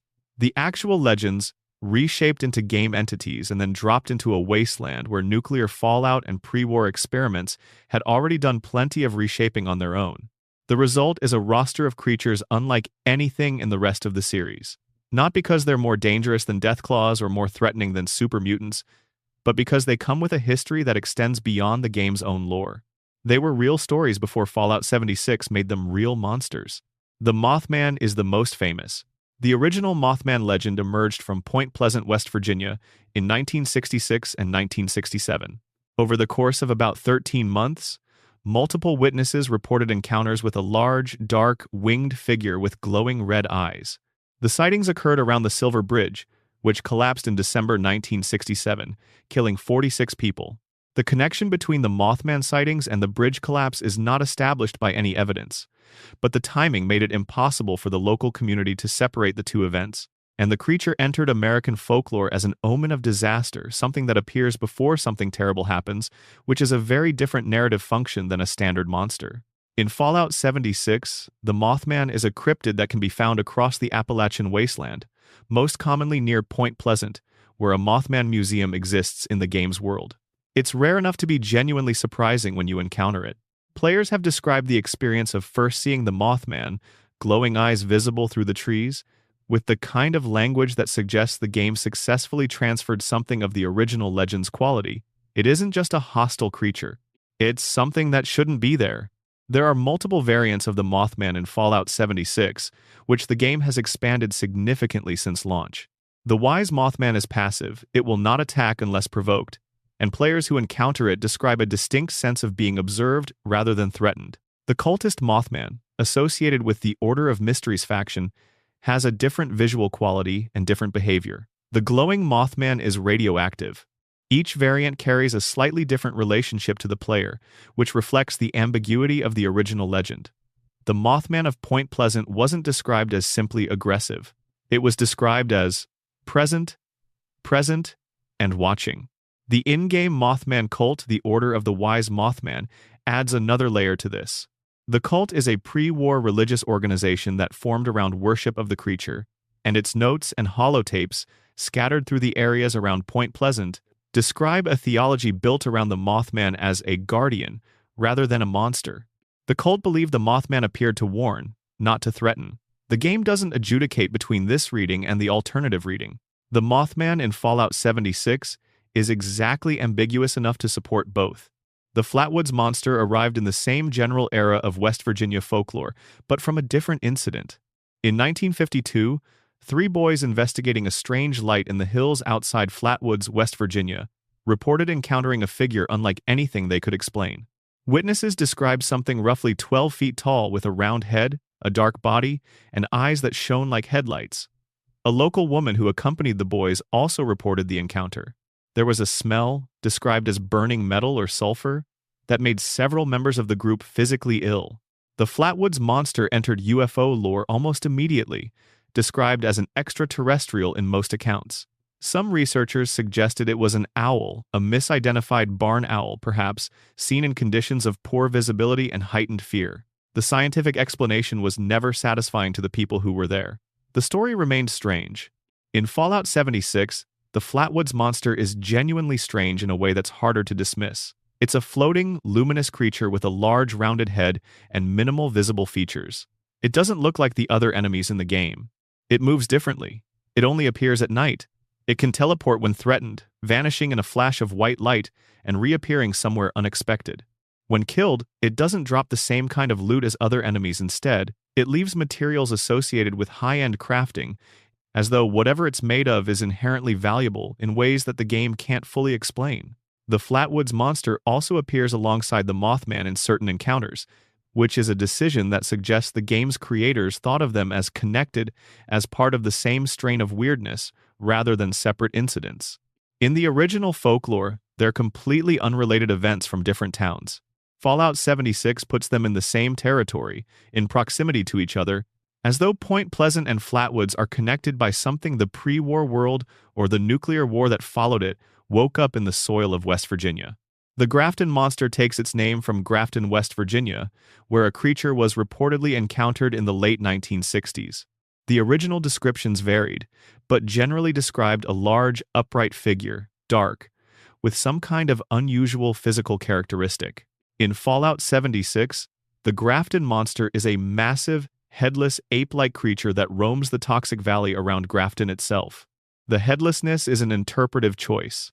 The original accounts didn't describe a headless creature specifically, but it creates something that's visually shocking, in a way that standard monster design often fails to achieve. A thing without a head that is still, clearly, looking at you. The Snallygaster is another genuine piece of West Virginia, Maryland folklore dating back to the early 20th century. The original Snallygaster was described variously as a flying creature with tentacles, as a dragon, as something that didn't fit any single description because multiple independent witnesses described it differently. President Theodore Roosevelt is said to have considered postponing an African safari to join a hunting expedition for the creature, though this story has the quality of embellishment that most Snallygaster accounts share. In Fallout 76, it's a flying creature with tentacles that attacks from the air, which manages to synthesize several of the contradictory historical descriptions into something coherent. The sheepsquatch is perhaps the most Western Virginia-specific of all the cryptids. It's a creature described primarily in accounts from the southwestern part of the state in the 1990s. Large, white, with a body like a bear and a head like a ram, moving on all fours but capable of rearing upright. The name is a hybrid of sheep and Sasquatch, which gives you some sense of the tone of the folklore, but the accounts themselves were treated seriously by the people who gave them. And the sheepsquatch in Fallout 76 is one of the more distinctive-looking creatures in the game, all white, heavily built, with horns that suggest something ungulate but on a scale that isn't natural. What all of these creatures share, in both the original folklore and in Fallout 76, is ambiguity about what they actually are. They're not explained. The game doesn't provide a lore entry that says the Mothman is a mutated species of X or the Flatwoods monster is actually Y. They exist in the game's world with the same uncertainty that they exist in the real world's folklore. They might be mutations, they might be something else. The game leaves the question open, which is the right call, because the uncertainty is what makes them compelling. The mystery buttons in Fallout 76 are a different kind of hidden thing, but they belong in this section because they're part of the same atmosphere of things you can't quite resolve. During the game's beta period, players discovered interactive buttons in outhouses scattered across the map. The buttons glowed different colors and emitted sounds that appeared to be Morse code. Players spent significant time trying to decode the signals, convinced they were part of an ARG, an alternate reality game, a puzzle that extended beyond the game itself into real-world investigation. The buttons appear to have been a placeholder or a testing artifact. The Morse code signals didn't decode into anything meaningful. The mystery, investigated by dozens of players working in coordination, turned out to be a mystery without a solution, or at least without a solution that was ever publicly confirmed. The episode captures something true about Fallout 76's relationship with its community. The game has enough genuine strangeness in it that, When players find something unexplained, they can't immediately tell whether it's an elaborate secret or an artifact of development that was never meant to be found. That uncertainty is its own kind of Easter egg, the experience of not knowing, which is the experience the cryptids are supposed to produce. Standing in a dark clearing in the mire at 2 in the morning, in game time, listening to the ambient sounds of the radioactive swamp, and then seeing glowing eyes among the trees. Not knowing, for just a moment, whether what you're looking at is something the game has explained to you or something it hasn't. West Virginia gave Fallout 76 its creatures, but the game gave them back to the landscape in a way that makes the actual hills and hollers of West Virginia feel, for a moment, like they might have always been haunted. That's the best thing the game does with its borrowed folklore. It doesn't explain the legends, it inhabits them. Section 7. Stories written in the environment. Fallout's most affecting moments are rarely the ones that happen during cutscenes or major quest events. They're the ones you find in the margins, in locations that have no quest markers, in the narrative that emerges from piecing together a holotape and a skeleton and a piece of furniture arranged in a way that tells you exactly what happened there without anyone explaining it. This is environmental storytelling, and the Fallout series uses it with a level of sophistication that rewards the slowest, most attentive kind of playing. You have to be the kind of player who stops, who looks at the position of a body and thinks about how it got there, who reads every terminal entry, including the ones that seem to be about something trivial, because the trivial ones often establish the context that makes the important ones land. In Fallout 3, there is a small house in the suburbs of the capital wasteland, untracked, unrelated to any quest, where the pre-war moment of the bombs falling has been preserved in domestic detail. A table is set for dinner. The food on the table is 200 years old and has become something that can only loosely be described as food anymore. In the living room, the television is still on, still playing the emergency alert system broadcast that would have been the last thing broadcast before the signal went out. The family who lived here is in the basement. They made it to the shelter. They didn't make it much further than that. No holotapes, no journal entries, no terminal. The story is in the furniture and the bodies and the television still playing a broadcast from 200 years ago. Fallout 3 is full of these moments, but they're in the background of a game that is also doing a lot of other things, which means they're easy to move past. The game rewards patience in a way that's difficult to describe to someone who hasn't experienced it. There is a house in Springvale, the suburb immediately outside Vault 101, that contains a refrigerator. Inside the refrigerator is a skeleton. Next to the skeleton is a pre-war book. The skeleton has been in the fridge since the bombs fell. Someone climbed into a refrigerator during a nuclear bombardment and did not survive. There is no Indiana Jones reference attached to this in Fallout 3. The game doesn't wink about it. The body is just there, in a fridge, in a suburb, as though someone genuinely thought a refrigerator might protect them, and was wrong. The New Vegas version, as mentioned earlier, is the winking version. The Fallout 3 version is just the fact. The distinction between the two versions of the same moment captures something important about the range of Fallout's environmental storytelling. Some of it is playing a game with the player. Here's a recognizable reference. Appreciate it. Some of it is simply placing evidence of what happened and leaving the player to read it. Both modes are present throughout the series, often in proximity to each other, which creates a tonal range that keeps the wasteland feeling genuinely inhabited even when it's empty. New Vegas has a location called the Devil's Throat, northeast of Novak, which is a giant sinkhole surrounded by radiation and populated with night stalkers, creatures that are the result of pre-war experiments crossbreeding rattlesnakes and coyotes, which sounds like a terrible idea because it is. The sinkhole doesn't have a quest, it doesn't have a significant reward. What it has is a small environment that, when read carefully, suggests a story. People came here. They thought there was something valuable in the crater. They were wrong, in the way that the Mojave tends to make people wrong who approach it with confidence they haven't earned. The Boomers, the faction of pre-war military enthusiasts living at the Nellis Air Force Base north of Vegas, have their own environmental storytelling separate from the dialogue-driven quest content. The base is full of children who have grown up hearing about the outside world as a place of violent danger from people who would take everything the Boomers have built. The children have never been outside. Their entire world is the base and the mythologized version of everything beyond it. Walking through the base and paying attention to where the children play, what they've made, how their games reflect the ideology they've been raised in, that's a story told without a single line of dedicated dialogue. Fallout 4 pushes the environmental storytelling into more elaborate territory. There are diorama-like scenes throughout the Commonwealth. The term is being used loosely to mean locations that have been arranged to tell a specific story that the game doesn't acknowledge directly. The museum in the town of Diamond City has, in its storage areas, evidence of the city's early history that isn't discussed in the museum's official narrative. The gap between what the official version of Diamond City's history says and what the physical evidence in the storage area suggests is its own small story about how communities mythologize their own origins. The robot named Dance, in the Brotherhood of Steel questline, is a particular kind of environmental storytelling. A character whose entire arc is built on a mystery about his own origins that can be pieced together from evidence he himself isn't aware of, and the moment when all the pieces align is one of the game's most effective character moments. But the groundwork for it is laid in small details scattered through earlier conversations and observations, details that players who were paying attention will have collected before the revelation arrives. Fallout 4 also contains what might be the most purely sad piece of environmental storytelling in the series. There's a location in the Commonwealth, a small abandoned house, one of many that contains, in a second-floor bedroom, the remains of a parent and a child. The positions are specific. The parent is in the doorway, facing inward, as though they were trying to keep something out. The child is on the bed. There are locked toys in the corner of the room. A note on the bedside table, which you can read, describes the parent's final hours with their child before the bombs fell, the decision to wait for a rescue that wasn't coming, the recognition that the wait would end one way. The note doesn't tell you what happened to the child.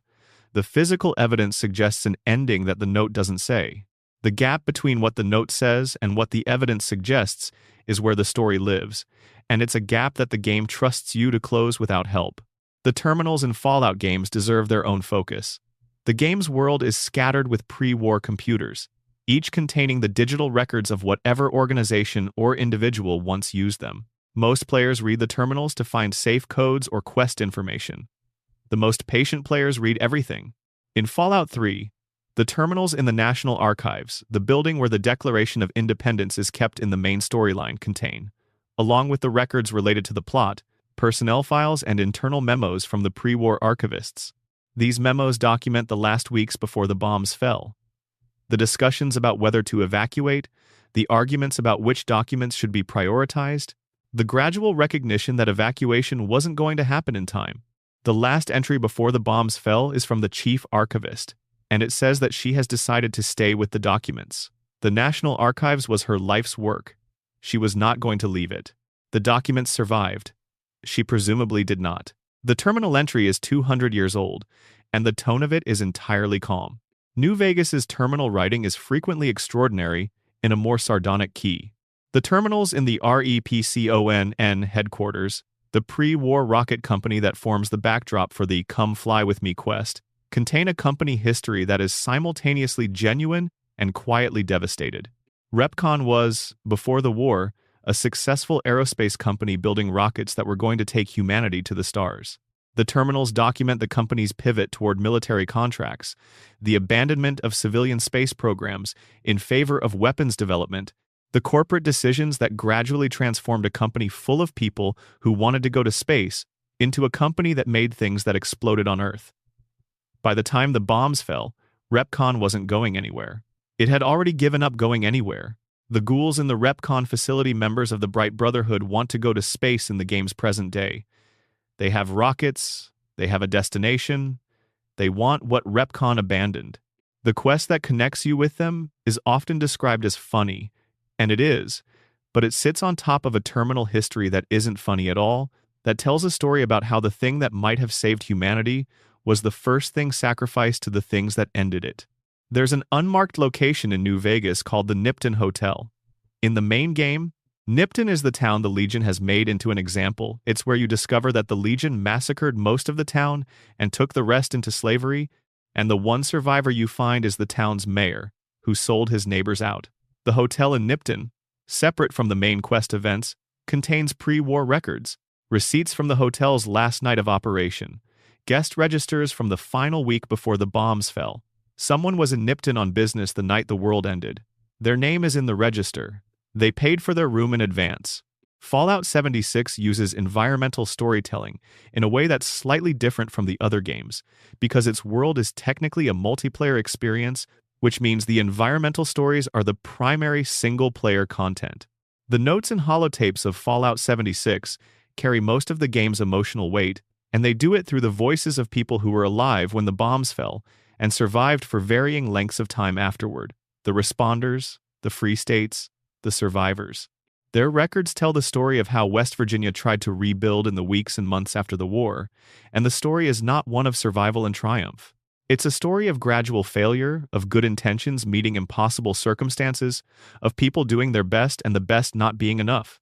There is a thread of holotapes in Fallout 76 that follows a group of responders, the volunteer organization that formed in the aftermath of the bombs to provide emergency services as they tried to establish a triage and aid station in the Flatwoods area.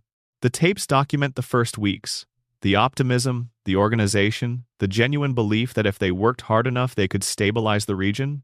The later tapes document the point at which the optimism became impossible to maintain.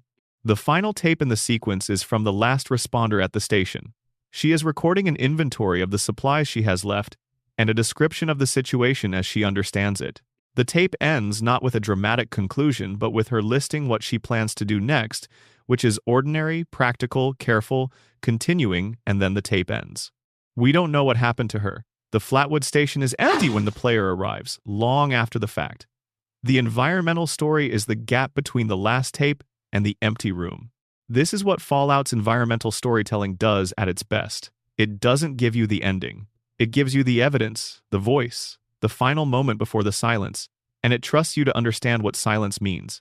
There is a specific school in the capital wasteland Springvale School, visible from the earliest minutes of Fallout 3. If you look in the right direction that most players enter, clear of enemies, and move through without reading anything on the walls.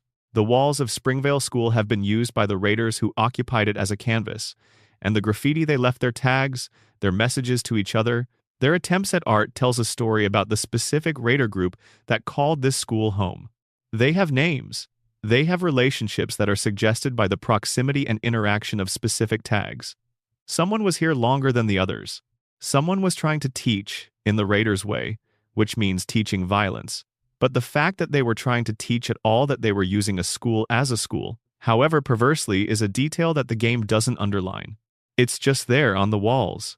Fallout 4's Diamond City has an interior history that most players experience only through the surface-level quests and trader interactions. But the physical structure of Diamond City, a settlement built inside a baseball stadium, with different social strata occupying different levels of the stadium's seating, contains, in its architecture, a record of the community's history.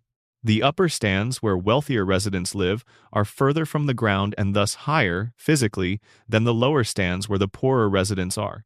The mayor's office is at the top. The slums are at the bottom.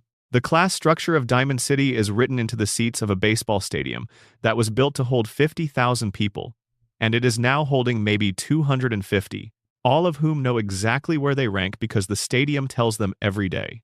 The pre-war baseball paraphernalia that decorates Diamond City is also worth attention. The game invents a fictional history of pre-war baseball-specific players, specific teams, specific games that is distributed through holotapes and collectibles across the settlement and the game world more broadly. This fictional history was written with enough internal consistency to feel real, which means it rewards the player who engages with it as though it is real, who follows the fictional career of a fictional player through the holotapes that document it, who arrives at the end of that fictional career understanding what baseball meant to the pre-war world that Diamond City is trying to preserve. The game's pre-war Boston, more broadly, the version of Boston that appears in cutscenes and in the physical remnants of buildings that still exist 200 years later, was researched with a degree of specificity that goes beyond what most players will notice. The street plan of the in-game Commonwealth corresponds in general terms to the actual geography of Greater Boston. The specific neighborhoods that appear as named locations in the game Charlestown, Cambridge, the Back Bay are real neighborhoods with histories that the game's environmental design acknowledges in the way it shapes those spaces. A player who knows Boston will recognize things. A player who doesn't will simply experience the game as a detailed ruin. Either experience is valid. Both are what the designers intended. The environmental storytelling in Fallout games also includes what isn't there. The absences are as meaningful as the presences. In Vault 11, the empty chamber where the executions were conducted, the absence of any kind of memorial, any acknowledgement, any marker that what happened there was significant is its own form of environmental storytelling. The community that lived in Vault 11 left no record of grief. The political machinery of the vault consumed everything. The room is just a room, and the absence of anything to mark what happened in it is the most disturbing thing about it. In the Dunwich building, the rooms become emptier as you descend. The upper floors have the normal furniture of a ruined office building: desks, chairs, filing cabinets. The middle floors have less. The lower floors have almost nothing.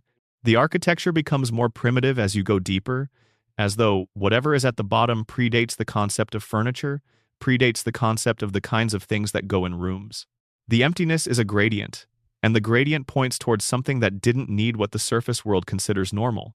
That absence is a form of presence. The thing at the bottom is felt in the empty rooms above it before it's seen. This is environmental storytelling operating at its most sophisticated, using the absence of things, not just the presence of them, to create an effect. Most games decorate their spaces. The best Fallout locations also choose what not to put in their spaces, knowing that the right absence says more than the wrong presence. Section 8. Todd Howard's Undiscovered Secret. In February of 2016, Todd Howard sat down for an interview at the DICE Summit, an annual gathering of game industry professionals in Las Vegas, and said something that has been generating conversation ever since. He was asked, in the context of discussing Fallout 4, whether there was anything in the game that players hadn't found yet. His answer was yes. More specifically, his answer was, "There's a couple of things, but I don't want to say them. There's one really good one that no one's really talked about. It's in a terminal somewhere." A terminal somewhere? In a game that contains hundreds of terminals scattered across an enormous open world, in a region of the map that includes everything from inner-city Boston ruins to suburban settlements to irradiated wilderness to a flooded coastal area to the glowing sea, which is a region of such intense radiation that it makes the rest of the wasteland look like a relaxing vacation destination that is not a useful clue. Todd Howard knew it wasn't a useful clue. He said it anyway, with the energy of someone who has hidden something very well and is enjoying the fact that he's hidden it very well. The Fallout 4 community's response to this statement was immediate and systematic. Players who had previously considered the game thoroughly explored went back through every terminal in the game, methodically, and documented what they found. The effort was considerable. Fallout 4 has a lot of terminals. Most of them contain content that is interesting on its own terms: the lore of the Commonwealth, the histories of various organizations and businesses and individual families, but which does not obviously constitute an undiscovered secret of the kind Howard seemed to be gesturing toward. The leading theory that emerged from the community search process centered on a terminal in the Institute, the technologically advanced faction that operates from beneath the Commonwealth. The Institute terminal contained content related to the question of whether the sole survivor, the player character, might be a synth, an artificial human created by the Institute. The game is deliberately ambiguous about this question, and the terminal content that was eventually highlighted as potentially being Howard's secret concerns a very specific piece of evidence about the protagonist's physical characteristics that could be read as supporting the synth theory.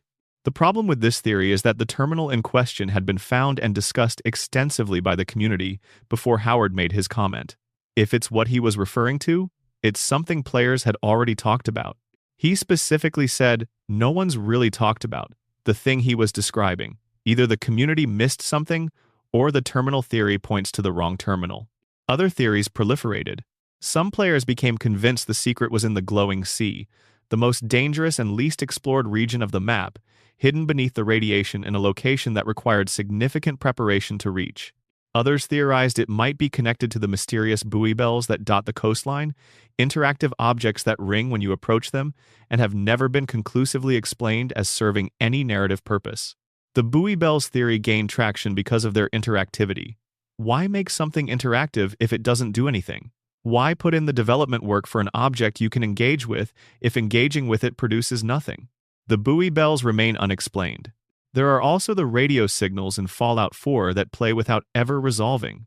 A signal called distress pulsar can be picked up in certain parts of the map, a repeating audio pattern that, if decoded, appears to be a location marker, but the location it marks doesn't contain anything that obviously justifies a dedicated radio signal.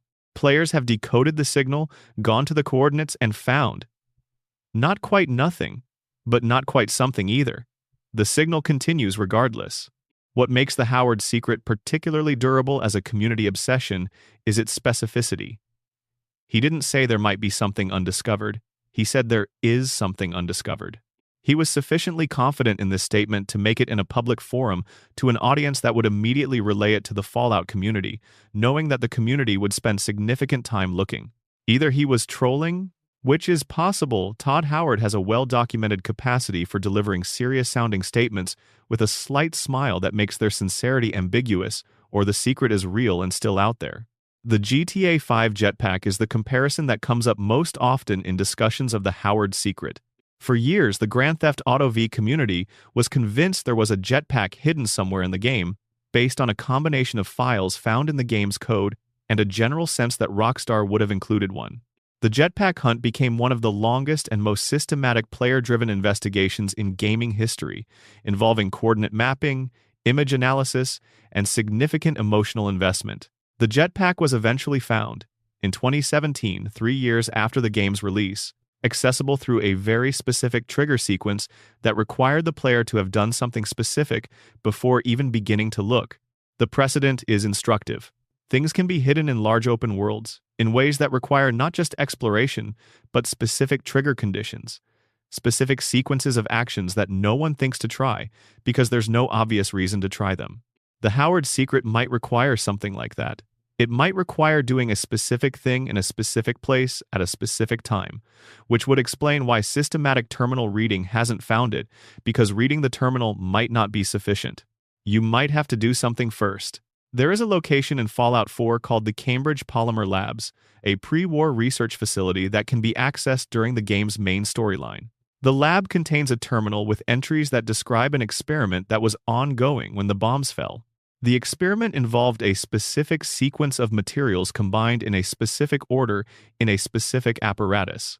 Players who actually perform the experiment, following the terminal's instructions exactly, can produce a unique piece of armor. Most players miss this entirely, because the terminal is present but the decision to follow its instructions exactly rather than just reading them is a non-obvious one. If that's the standard for Fallout 4's hidden content terminals that require action rather than just reading, actions that require the terminal's instructions to be followed precisely, then the scope of what might still be undiscovered is considerably larger than the community's terminal cataloging has addressed. The possibility that Todd Howard's secret genuinely hasn't been found, more than a decade after the game's release, is either a testament to how well hidden it is, or a testament to how effectively the framing of the search has directed people toward the wrong places. Both possibilities are interesting.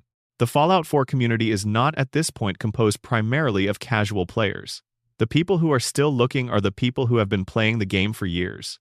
They've found most of what there is to find. If something is still hidden, it's hidden in a way that has successfully resisted a decade of sustained, organized investigation. The psychology of this kind of mystery is worth sitting with. There is something that feels almost metaphysically appropriate about Fallout 4, a game about searching a ruined world for things that have been lost, harboring a genuine undiscovered secret. The game's thematic core is about looking, about the gap between what was and what is, about the things that get left behind. The idea that the game contains something that was left behind and hasn't been found yet is, in a certain light, very Fallout. It also raises a question about secrets in general, which is, what makes a secret interesting? The Howard secret would not be particularly interesting if it were simply a hidden item with a slightly unusual name. The thing that makes it interesting is the uncertainty, the not knowing. The fact that the wasteland, even after all this time, still might have something in it that you haven't found. The buoy bells are still out there, ringing. There's also something worth sitting with about what the Howard secret says about how we talk about hidden content in general. Every game contains things that were made and then not fully documented. Every large game has corners where the documentation is incomplete, where a developer put something in and the internal communication about what it was didn't survive the project. Some of what gets called secrets is deliberate. Some of it is the natural opacity of a system too large for any one person to fully know. The Fallout 4 community doesn't know which category the Howard terminal falls into. They can't know without confirmation. The investigation has proceeded on the assumption that it's deliberate, that Howard knew exactly what he was describing and was choosing to describe it in the most tantalizing way possible. This is probably correct. Howard is not someone who makes casual statements in public forums. The comment at DICE was prepared, or at least considered, before it was made. What's interesting is that the community behaves the same way regardless. Whether the secret is truly elaborate or merely elusive, the investigation requires the same methodology: comprehensive attention, systematic coverage, the willingness to go to every terminal in an enormous open world and read what's on it. The secret, real or constructed, produced the behavior that the franchise was always trying to produce. The investigation is the reward, whether or not the thing being investigated is there. That is, perhaps, the deepest Easter egg in Fallout 4. Not the secret itself, but the community that formed around looking for it. The people who compared notes, who wrote guides, who organized systematic coverage of the game's terminals, who have spent a decade doing exactly what the franchise was designed to make them do. Todd Howard, if the secret doesn't exist, is a genius. If it does exist, he's still a genius, just for a different reason. Section 9. Pop culture buried in rubble. The Fallout series has always had a complicated relationship with the fiction it was made from.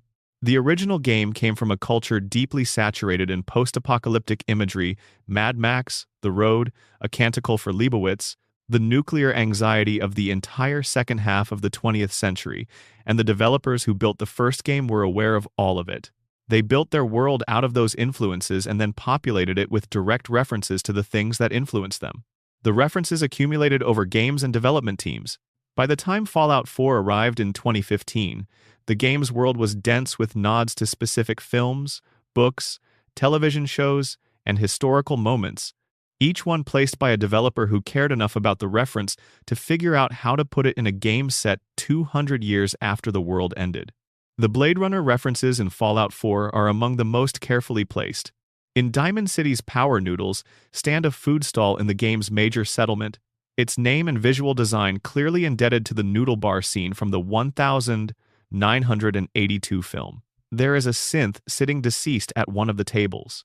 The synth is wearing clothing that echoes the visual design of Ridley Scott's Los Angeles.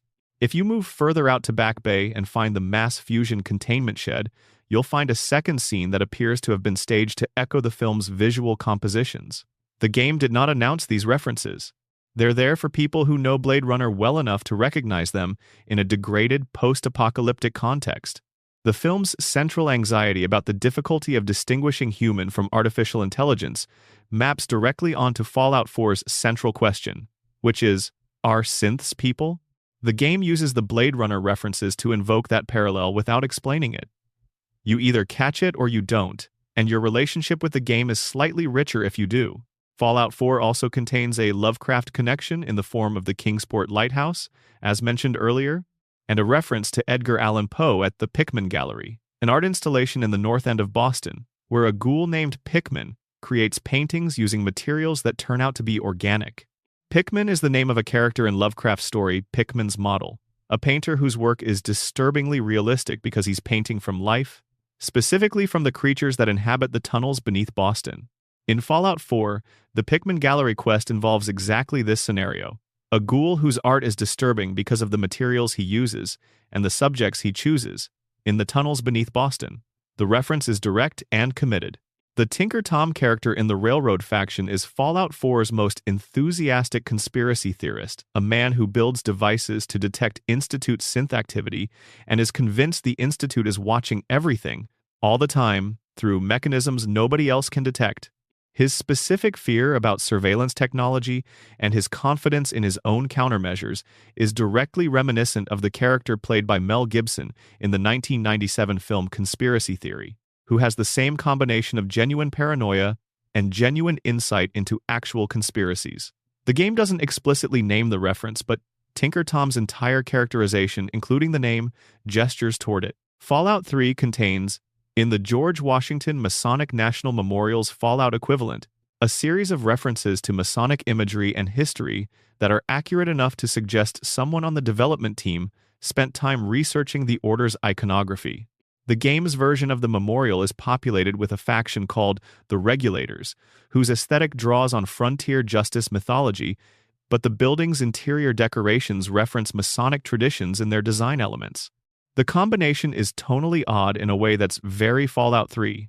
Two completely different kinds of American mythology dropped into the same space and left to coexist. The National Mall sequence in Fallout 3, which takes place around the ruins of Washington, D.C.'s famous museums and monuments, is itself an extended Easter egg for American history and American mythology. The Lincoln Memorial is occupied by freed slaves, former slaves of the Slavers faction, and the quest that takes you there allows you to help them or to assist the slavers in recapturing them, which is a political choice the game makes available with the same mechanical neutrality it applies to everything else. The game does not judge you for choosing wrong, which is itself a kind of statement. Before the Wasteland Survival Guide, there is the relationship between Fallout 4 and Stephen King's fiction, which is more consistent than most players notice. The town of Salem in the Commonwealth is populated with warlocks, a raider variant with a specific cultish aesthetic that draws from the colonial Salem witch trial imagery in ways that are historically playful.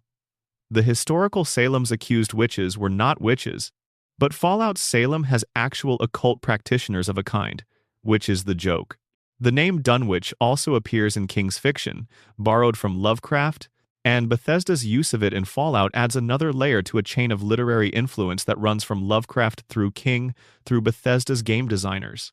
The Fallout 4 location called The Slog is a strawberry farm run by a community of ghouls who have found a stable, productive existence and are entirely reasonable people, trying to maintain it in the face of a world that doesn't generally want ghouls to have nice things. This is not a pop culture reference. It is instead one of Fallout 4's most effective pieces of social commentary, tucked into an unmarked corner of the map, available only to players who wander that far north. The Slog's ghouls are the game's quiet argument that the monsters aren't always the ones who look like monsters. Most players never meet them. The Wasteland Survival Guide, a quest in Fallout 3 that involves helping a woman named Moira Brown write a survival manual for life in the wasteland, is a reference to the Hitchhiker's Guide to the Galaxy as much as it is anything else. The idea of a comprehensive guide to an incomprehensible situation, assembled with cheerful disregard for the actual danger of the research process. Moira sends you into situations that should kill you to gather data, and she does it with the enthusiasm of someone who has never been killed by anything. The quest's completion grants you the actual in-game book, which contains observations about the capital wasteland that are occasionally useful and frequently absurd. It is one of the more complete realizations of the Douglas Adams influence that runs through Fallout's comedic DNA. New Vegas's pop culture references run deeper and weirder than most players notice. The faction called the Kings, a group of Elvis impersonators who have been impersonating Elvis for so long that they've forgotten they were impersonating someone, is a genuine piece of social satire about cultural inheritance. The Kings learned their mannerisms, their style, their speech patterns from pre-war video recordings found in the ruins of a school of cosmetology. They've built an entire community identity around an imitation of a person most of them have no historical context for. They're not sure who Elvis is exactly, but they know the style, and the style has become their culture. The musical instruments in New Vegas have a particular resonance. The game's radio plays a selection of real recordings from the 1940s and 1950s, curated by a character named Mr. New Vegas, who is voiced by the actual Wayne Newton, a performer so associated with Las Vegas that he is sometimes called Mr. Las Vegas. Having the actual Mr. Las Vegas voice the AI that calls itself Mr. New Vegas is a layer of reference that becomes visible only when you know who Wayne Newton is, which is not information that every player brings to the game. For players who do know, the casting choice recontextualizes the character in ways that the game doesn't explain.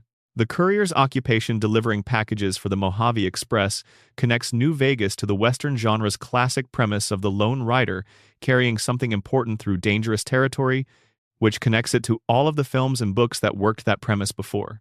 The game's opening shot in the head and left for dead in a shallow grave is the Western's most fundamental situation. The protagonist who should be dead, who comes back, who settles accounts. The pop culture references in New Vegas aren't decorations laid on top of the story. They're part of the story's architecture. Fallout 76 references the Greenbrier Hotel in White Sulphur Springs, West Virginia, a real luxury resort that was, in reality, the site of a secret government bunker called Project Greek Island, designed to house Congress in the event of a nuclear attack. The bunker was built in the 1950s and maintained secretly for 30 years before a journalist revealed its existence in 1992. In Fallout 76, the White Spring Resort, the game's equivalent of the Greenbrier, contains an underground bunker that is very clearly modeled on the real bunker's function and design. Players who know the history of the actual bunker will recognize the resemblance immediately.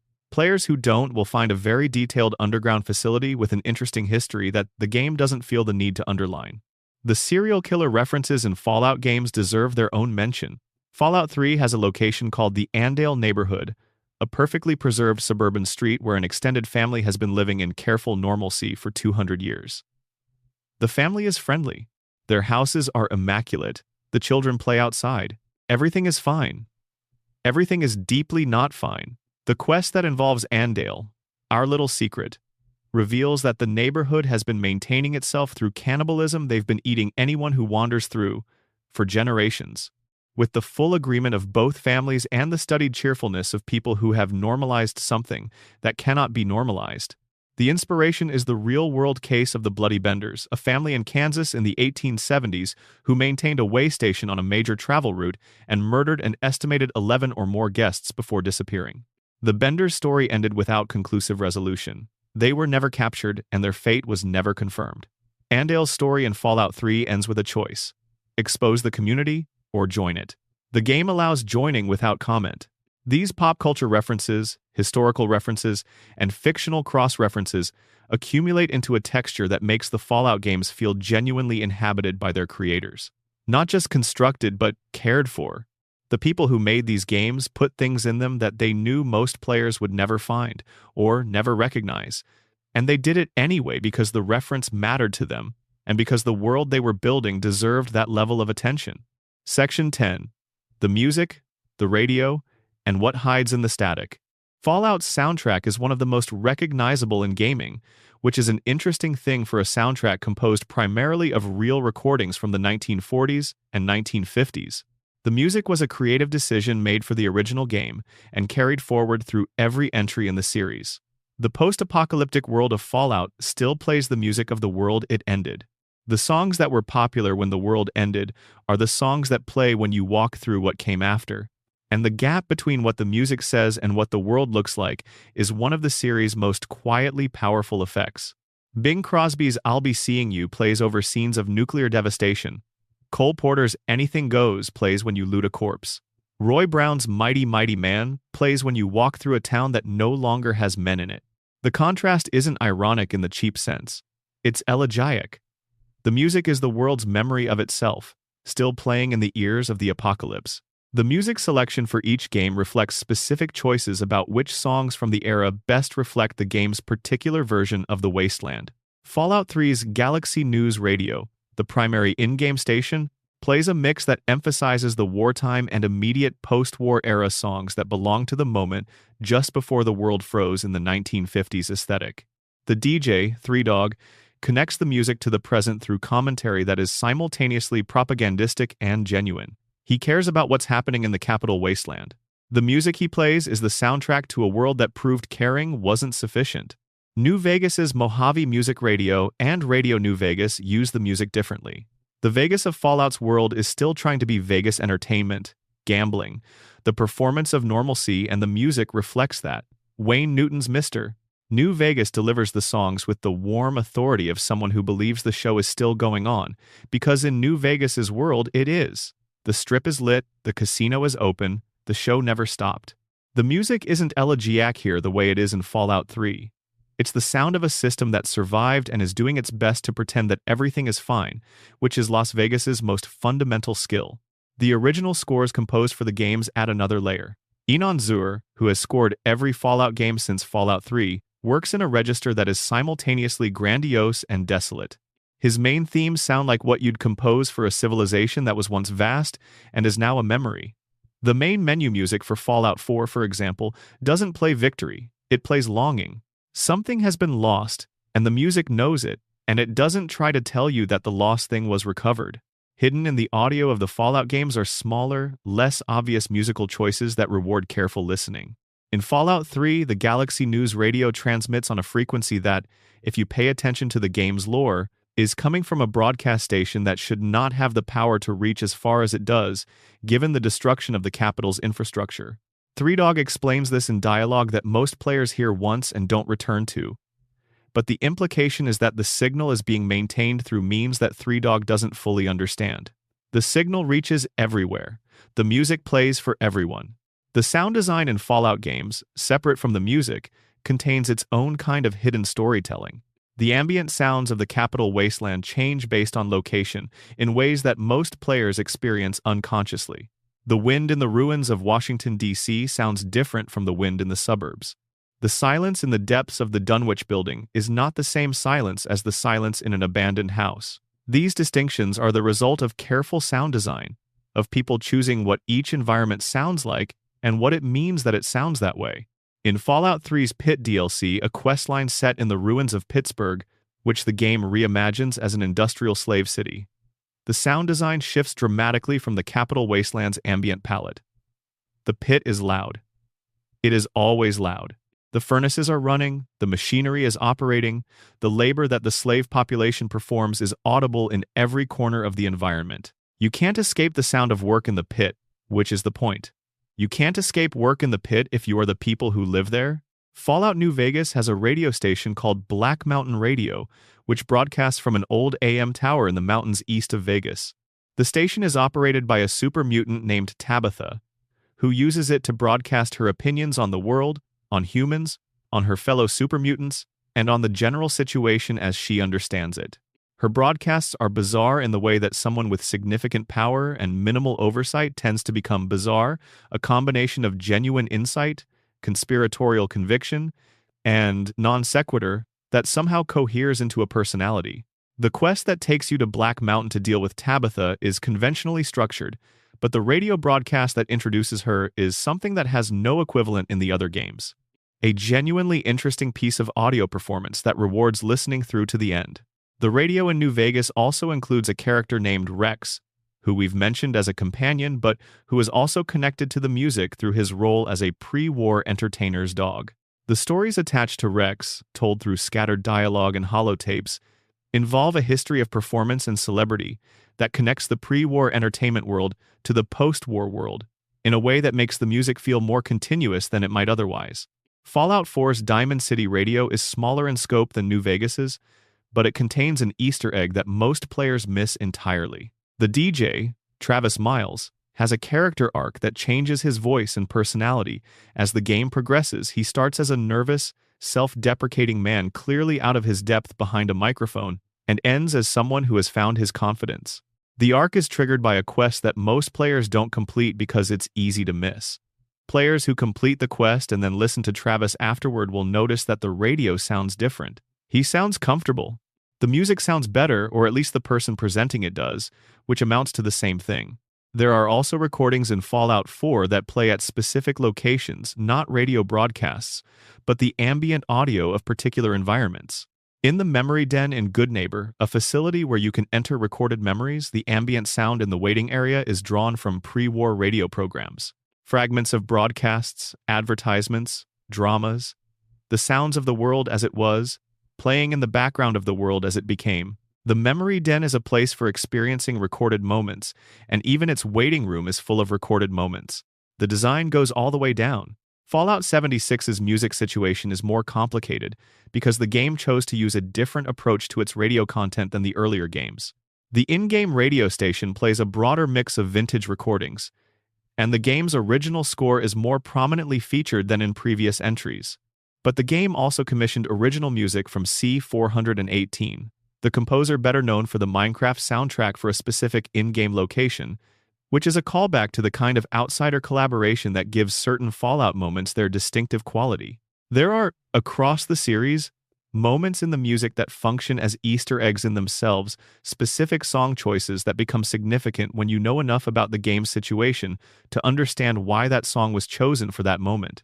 In Fallout 3's introductory sequence, as the world is shown being destroyed, the song playing is "I Don't Want to Set the World on Fire," by the Ink Spots, a 1941 recording, whose lyrics describe a desire not to destroy the world, only to warm it with love. The irony is complete. The song says, "I don't want to set the world on fire," and the world is on fire. And the song was made 36 years before the world of Fallout's timeline determined that setting the world on fire was preferable to whichever concessions would have prevented it.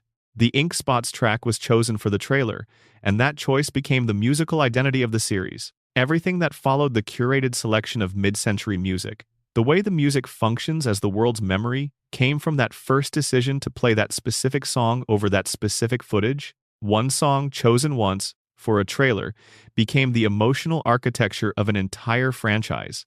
That's the hidden thing about Fallout's music. It isn't hidden at all. It plays in the background of everything. But the choices behind it, what to play, when, to what effect, reward the attention most players don't give it because they're busy surviving. The music is the world's way of remembering itself. Most people in the wasteland have more pressing concerns than listening to how the world used to sound. Section 11. Developer Secrets and the Games Behind the Games.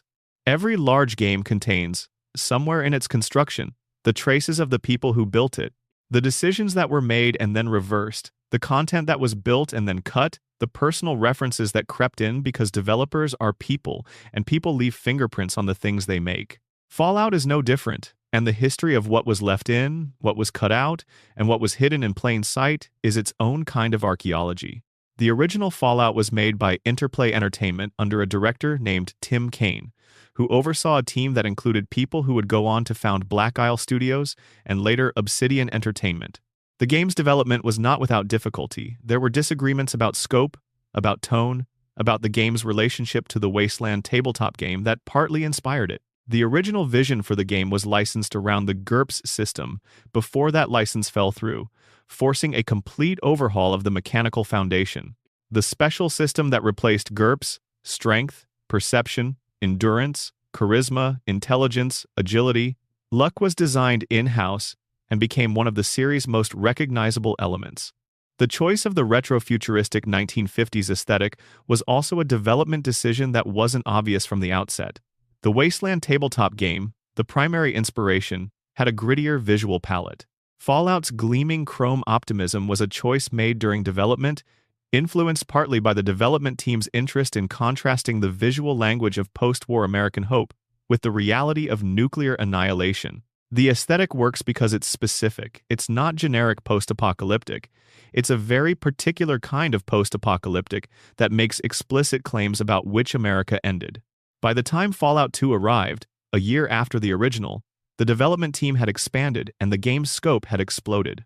Fallout 2 is still, by many metrics, the most content-dense game in the series, a sprawling, often chaotic journey through an enormous map with hundreds of characters, dozens of factions, and a level of tonal inconsistency that ranges from genuine tragedy to a new Reno porn studio questline.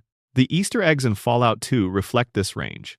The serious historical references sit alongside jokes about Deathclaw encounters being intentionally ridiculous, and the game contains a literal village of people who are clearly the people who made it, with their real names and positions attached. The developer's village in Fallout 2 is hidden in a remote corner of the map, accessible only through a specific set of actions. If you find it, you find programmers and writers and artists represented as in-game NPCs who will talk to you about the game you're playing while you're playing it. They break the fourth wall completely, which is the kind of thing games did in 1998 and did with more abandon than they typically do now. The village was eventually removed in later versions of the game. Interplay realized it was embarrassing from a professional standpoint, the game's director, Chris Taylor, has said, but it exists in the earlier versions and has been documented extensively by the community. Fallout 3's development introduced Bethesda's approach to the franchise, which brought both the first-person perspective that defines the modern games and Bethesda's particular approach to world-building, which is comprehensive, detail-oriented, and extremely attentive to the possibility that a player might look at any surface in the world and find something there worth finding. Pete Hines, Bethesda's vice president of marketing through most of the franchise's modern history, has talked about the development philosophy that produces the game's hidden content. The idea that a world that is consistent in its details, even when those details are never directly referenced by any quest or NPC, feels more real than a world that is only detailed where the player is directed to look.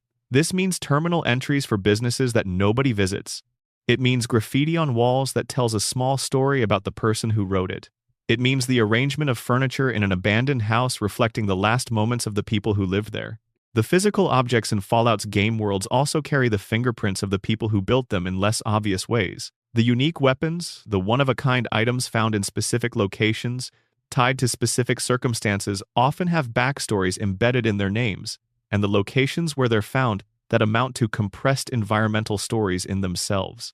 The weapon called the Terrible Shotgun in Fallout 3, found on a particularly dangerous raider leader named Smiling Jack, comes from a location that, if you explore it fully, tells the story of who Smiling Jack was before he was a raider, and why the shotgun is called Terrible. The weapon's name is not a quality assessment, it's a history. Most players find the shotgun, equip it because it's good, and don't ask why Smiling Jack had it or what the name means. The unique weapon called This Machine in Fallout New Vegas, a special marksman carbine, is named after an inscription found on Woody Guthrie's guitar, which read, "This machine kills fascists." In the Mojave Wasteland, the weapon is found in a location that rewards the player for reading its surrounding terminal entries. The name connects quietly to the tradition of American folk music and political protest that Guthrie represented, transplanted into a wasteland where the political stakes are, in their way, as high as they were for Guthrie. The gun kills things in the Mojave. The name knows what it's doing. Emil Pagliarulo, the lead designer on Fallout 3 and Fallout 4, has described the experience of designing locations for the Capital Wasteland and the Commonwealth as requiring a constant process of imagining what the space looked like before the war and then degrading it appropriately. Not just graphically, but narratively. What would be left in this space after 200 years? What would it tell the player about the people who were there? The Dunwich building, which Pagliarulo has discussed in interviews, was designed as a tribute to Lovecraft but also as a test of the environmental storytelling approach. Could you tell a genuinely scary story in a first-person open-world RPG without cutscenes, without scripted horror sequences, without any of the tools that horror games typically use?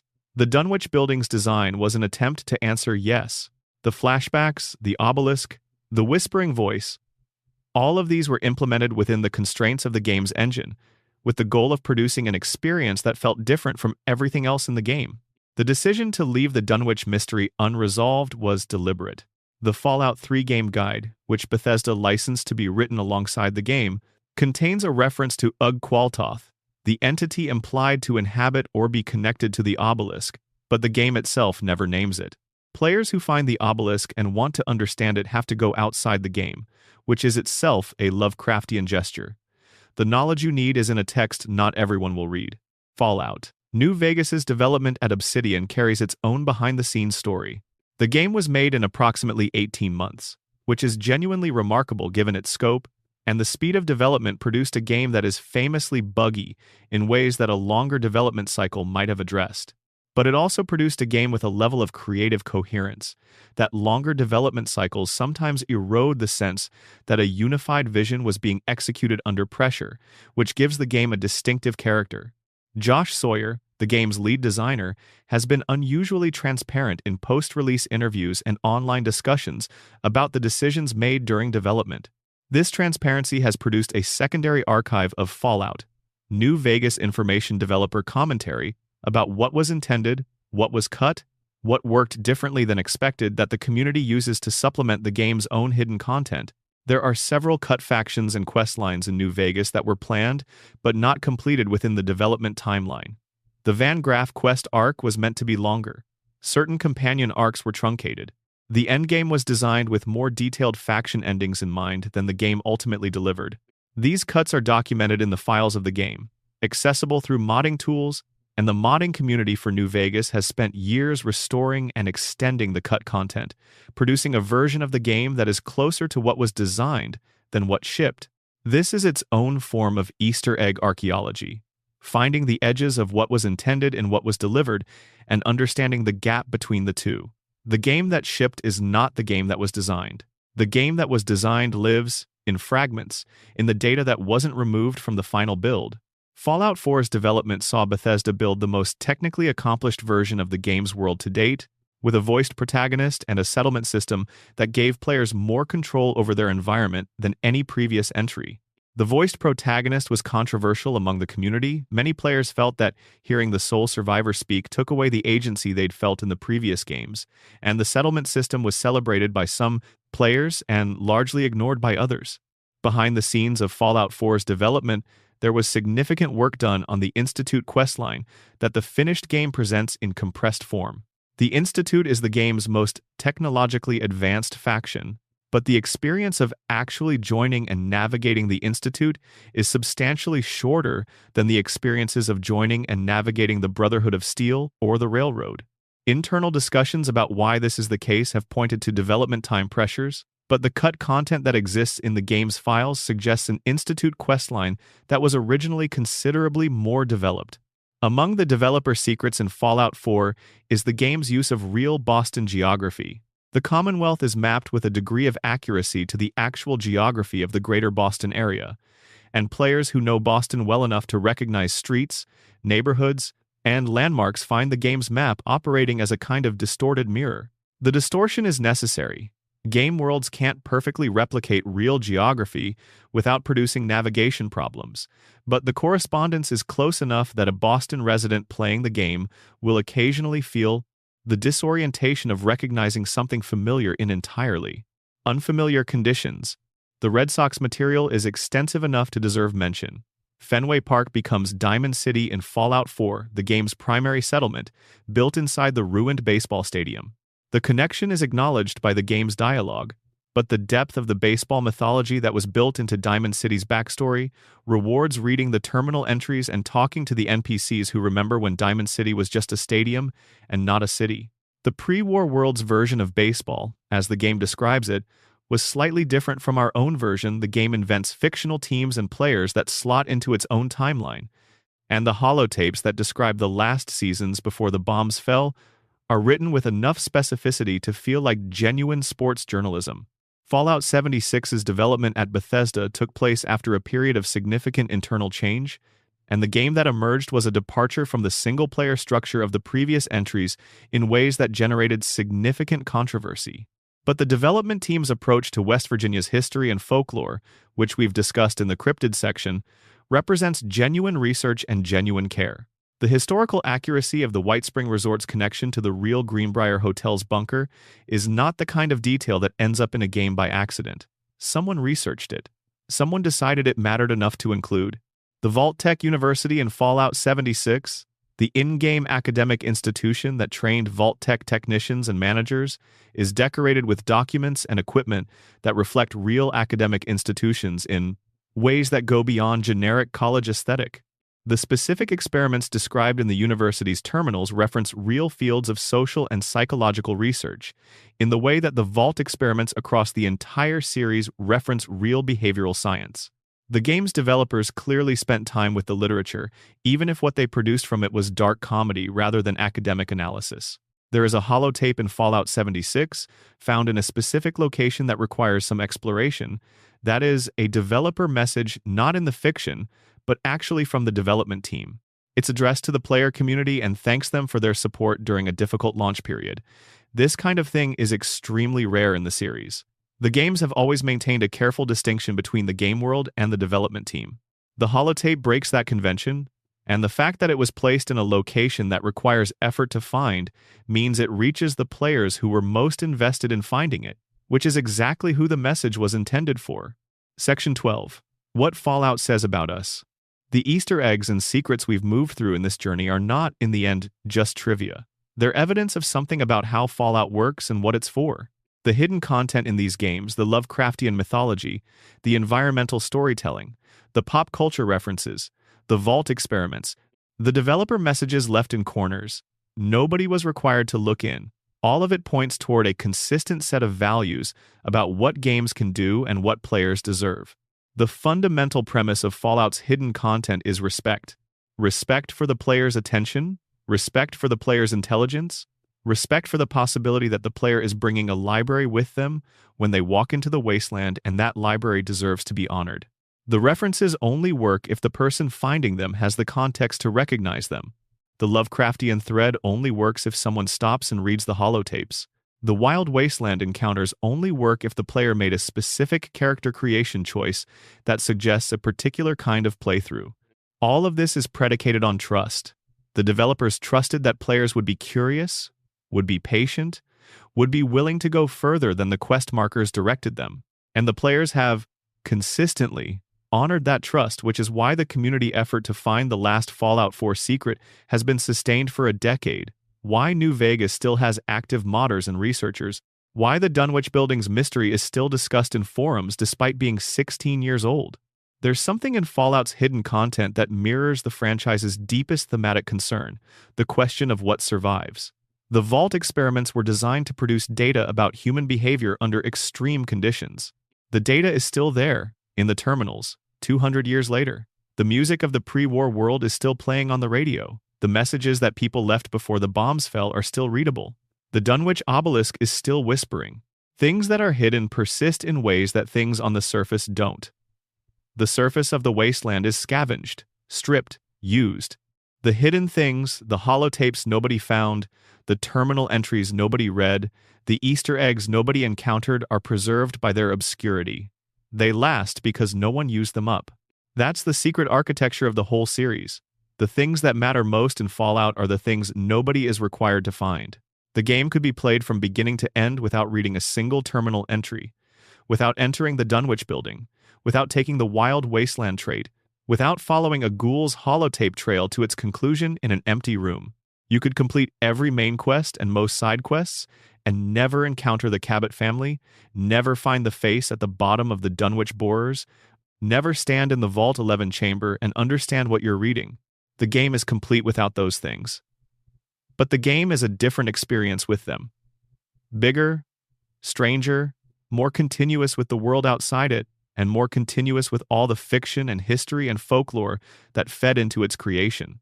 The Wasteland has been offering itself to careful players for more than 25 years now. The original Fallout shipped in 1997, and there are still people discovering things in it. New Vegas came out in 2010, and the modding community is still excavating its cut content. Fallout 4 is approaching its 11th year, and Todd Howard's secret is still out there, somewhere in a terminal. The post-apocalyptic world Fallout built is, in this particular way, actually post-apocalyptic. Things were destroyed, things were lost, but things also survived. Some of what survived is beautiful. Some of what survived is deeply strange. Some of what survived is still waiting to be found by the right person, in the right frame of mind, who goes the wrong way and discovers that wrong ways sometimes lead somewhere remarkable. The Wasteland is patient. It always was. The next time you load into any of these games, Fallout 3 at night, or New Vegas in the quiet of the Mojave at dawn, or the Commonwealth in the gray light after a radiation storm, go somewhere you haven't been. Take a trail that doesn't lead to a quest marker. Read the terminal you've been walking past. Listen to what the music is doing when you're not paying attention to it. The games are still out there. They're still full of things nobody found yet, things the developers left for the curious, things the world hid before the bombs and hid better after. The apocalypse came and went, and what remains is enormous. And you've got time. If you've made it this far, thank you. Genuinely. This is the kind of content I love spending time on, and knowing people listen all the way through means a lot.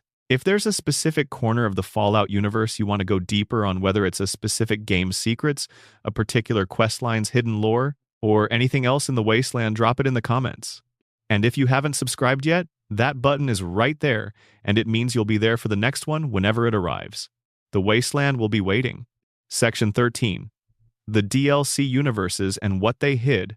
If the main Fallout games contain a universe's worth of hidden content, the DLC expansions contain entire solar systems. The downloadable content for both Fallout 3 and New Vegas was treated by their respective development teams not as afterthoughts, but as opportunities to do things the main games couldn't, to be stranger, more experimental, more willing to push into territory that a game carrying the weight of a major release has to approach cautiously. Fallout 3's DLC suite is uneven in ways that reflect the different creative mandates behind each expansion, but at its best it reaches places the main game couldn't. The Pit, set in the ruins of Pittsburgh, delivers genuine industrial horror and a moral choice that has no clean answer. Operation Anchorage. which lets you experience a simulated version of the Battle of Anchorage through a virtual reality machine, is memorable mostly for what it reveals about the pre-war American military's relationship to its own propaganda. The simulation is jingoistic in ways that are slightly too on the nose, which is the point. Mothership Zeta, which is the most divisive of the Fallout 3 DLCs, takes the abduction encounter from the base game and turns it into an entire alien spacecraft adventure, which commits to its absurdity with such consistency that it eventually becomes charming. The Pit contains a specific piece of environmental storytelling that most players miss because they're too focused on the main ethical dilemma. The working quarter of the Pit, the area where the slaves labor, has a small corner that contains the remnants of what appears to have been a classroom. Crude desks, a few almost readable books, the outlines of a chalkboard. Someone tried to educate the children who lived in the Pit. The effort didn't survive, but its ghost is visible in that corner, and the contrast between the education that was attempted and the conditions it was attempted in is, for a moment, more affecting than anything the main questline achieves. But the DLC that rewards the closest reading is Point Lookout, the expansion set in the Maryland swamps, which is where the Dunwich thread reaches its conclusion. Point Lookout is the most atmospheric DLC in Fallout 3. The swamp environment is genuinely beautiful and genuinely oppressive in turns, and the folklore of the region is rendered with specific detail that suggests real research into Appalachian and Mid-Atlantic folk traditions. The primary character you work alongside in Point Lookout, Desmond Lockhart, is a pre-war ghoul who has been alive since before the bombs fell. His history connects to the main narrative of the DLC in ways that reward patient reading of his holotapes and terminal entries. But the details that stick are the smaller ones: the specific furniture in his lighthouse, the books on his shelves, the way his personal history has been compressed by extreme longevity into something he seems to have partially given up trying to explain. He is very old. He has opinions. His opinions are shaped by things that happened before anyone currently alive in the wasteland was born. The Krivbekny questline runs through Point Lookout as a background thread, but there are smaller Easter eggs in the expansion that are easy to miss. The swamp folk, the tribe of inbred mutants who inhabit the region, have a specific relationship with certain artifacts that is described in environmental evidence rather than dialogue. The arrangements of objects around their settlements, the artifacts they've preserved across generations without understanding what they are, tell a story about transmission, how things persist across time even when the meaning behind them is lost. Ritual becomes habit, habit becomes culture, culture becomes identity, and the original reason for the ritual is buried so deep under all of that that it might as well not exist anymore. New Vegas's DLC expansions are the places where writer Chris Avallone did the most sustained creative work of his tenure with the franchise, and they are denser with hidden content than the base game. Dead Money, the first New Vegas DLC, is set in the Sierra Madre Casino, a luxury resort that was preparing to open on the day the bombs fell, and has been frozen in that state ever since. The resort is surrounded by a persistent cloud of toxic gas. The pre-war security system is still operational. The casino, in its way, has been waiting for its grand opening for 200 years. The horror of Dead Money is peculiarly quiet. You arrive stripped of your equipment, forced to work with strangers who don't trust you, in an environment that punishes movement and rewards stillness. The pace of the DLC is deliberately slow, almost meditative, and the story it tells about obsession, about the things people will do for the things they think they want, is darker than anything in the main game. The hidden content in Dead Money is concentrated in the Sierra Madre's history, which is delivered almost entirely through audio recordings. The casino was built by a man named Frederick Sinclair for a woman named Vera Keyes, a lounge singer he was in love with, in the years before the bombs fell. The history of what happened between them and between Sinclair, the casino, and the criminal elements, who were also invested in what he was building, is contained in recordings scattered through the resort. The recordings tell a love story and a betrayal story simultaneously, and the relationship between the two is the DLC's emotional core. What most players don't find are the recordings that tell Vera's side of the story rather than Sinclair's. The casino was built for her, yes, but the records of her experience of being the inspiration for something this elaborate are fragmentary and uncomfortable. She knew what was being built. She wasn't sure how to feel about it. The recordings in which she speaks about Sinclair's dedication are the recordings of someone who cares about someone but is frightened by what the caring has produced. The DLC doesn't tell you this directly. It gives you the recordings and trusts you to read the tone. The songs that play in the Sierra Madre Casino, performed by Vera in recordings from before the war, are genuinely affecting in ways that game music rarely achieves because they're specific to the character and the situation rather than being licensed period recordings. They were written for the DLC. The lyrics, if you pay attention to them in the context of the casino's history, function as a kind of compressed narrative. The things Vera was feeling that she couldn't say directly, encoded in the language of lounge performance. Most players hear the songs as atmosphere. They are also, if you know enough to hear them that way, diary entries. Old World Blues, the second New Vegas DLC, takes the franchise's dark humor as far as it has ever been pushed. You are transported to the Big Mountain Research and Development Center, a pre-war facility so dedicated to research that its scientists experimented on each other until most of them uploaded their consciousness into robotic bodies and then experimented on themselves some more. The Sink, your home base in Old World Blues, is a collection of appliances that have been given personalities: a toaster, who is aggressively philosophical, a coffee maker who claims to have feelings, a sink that narrates its own use. The DLC rewards players who engage with the appliances at length, because the personalities get more elaborate the more you interact with them. The hidden history of Big Mountain is distributed across dozens of audio logs and terminal entries that document the facility's descent from legitimate research institution to self-perpetuating experimental organism. The scientists who are still present, their brains in jars, their consciousness digitized, but their sanity questionable, describe their situation with a combination of genuine distress and studied casualness that suggests very long exposure to an abnormal circumstance. Dr. Klein, the de facto leader of the facility, has been arguing with himself for so long that he's developed multiple functional personalities. Dr. Mobius, who was supposed to be the antagonist but turns out to be something more complicated, has been running the same loop of self-imposed chemical confusion for years to prevent himself from doing something worse. The complexity of these characters, delivered through audio logs and single scenes, is the DLC's quiet achievement. There is a specific terminal in the Big MT that contains a personal log from one of the original scientists who worked there before the bombs fell. The log describes a Friday afternoon, the last Friday afternoon before the war, with the specificity of someone writing about something entirely ordinary. She had plans. She was going to drive north for the weekend. She had a specific road she liked, a specific coffee shop she was planning to stop at.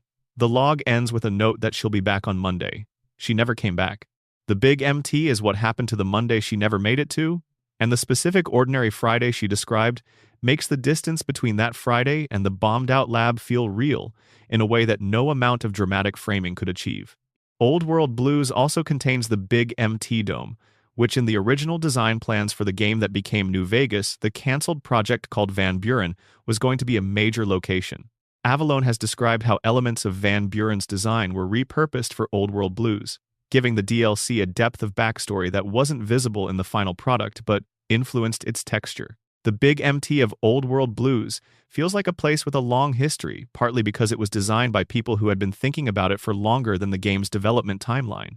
Honest Hearts, the third DLC, is set in the Canyonlands of Utah, which Fallout's timeline calls Zion National Park. The DLC was designed around a central character named Joshua Graham, a former Caesar's Legion general who was burned alive for his failures and somehow survived, who now leads a tribe of native survivors. Graham is one of the most memorable characters in the series. Partly because of his visual design, he is wrapped in bandages from head to foot, his hands are never exposed, his voice carries the specific quality of someone who speaks carefully because speech costs something, and partly because of how his story, distributed across conversations and holotapes and the physical environment of Zion, gradually reveals itself as something about faith and violence, and the difficulty of letting one go while keeping the other. What most players miss in Honest Hearts is the secondary character of the Survivalist, a pre-war figure who left records throughout Zion in the form of holotapes and journal entries that can be found across the entire DLC area. The Survivalist was a soldier who came to Zion before the bombs fell, who survived the war in the canyons, who watched the world end from a place of extraordinary natural beauty. His records span decades of post-war life. The early ones are military in their precision. The later ones are something else, the writing of someone who has been alone for a very long time, who has watched everything he knew become history, who has made peace with what he cannot change, and is still working on what he can. The survivalist's story is told entirely in fragments that the player finds in no particular order, scattered through an enormous landscape. The narrative coherence of his story is something the player assembles, like the jigsaw of a life.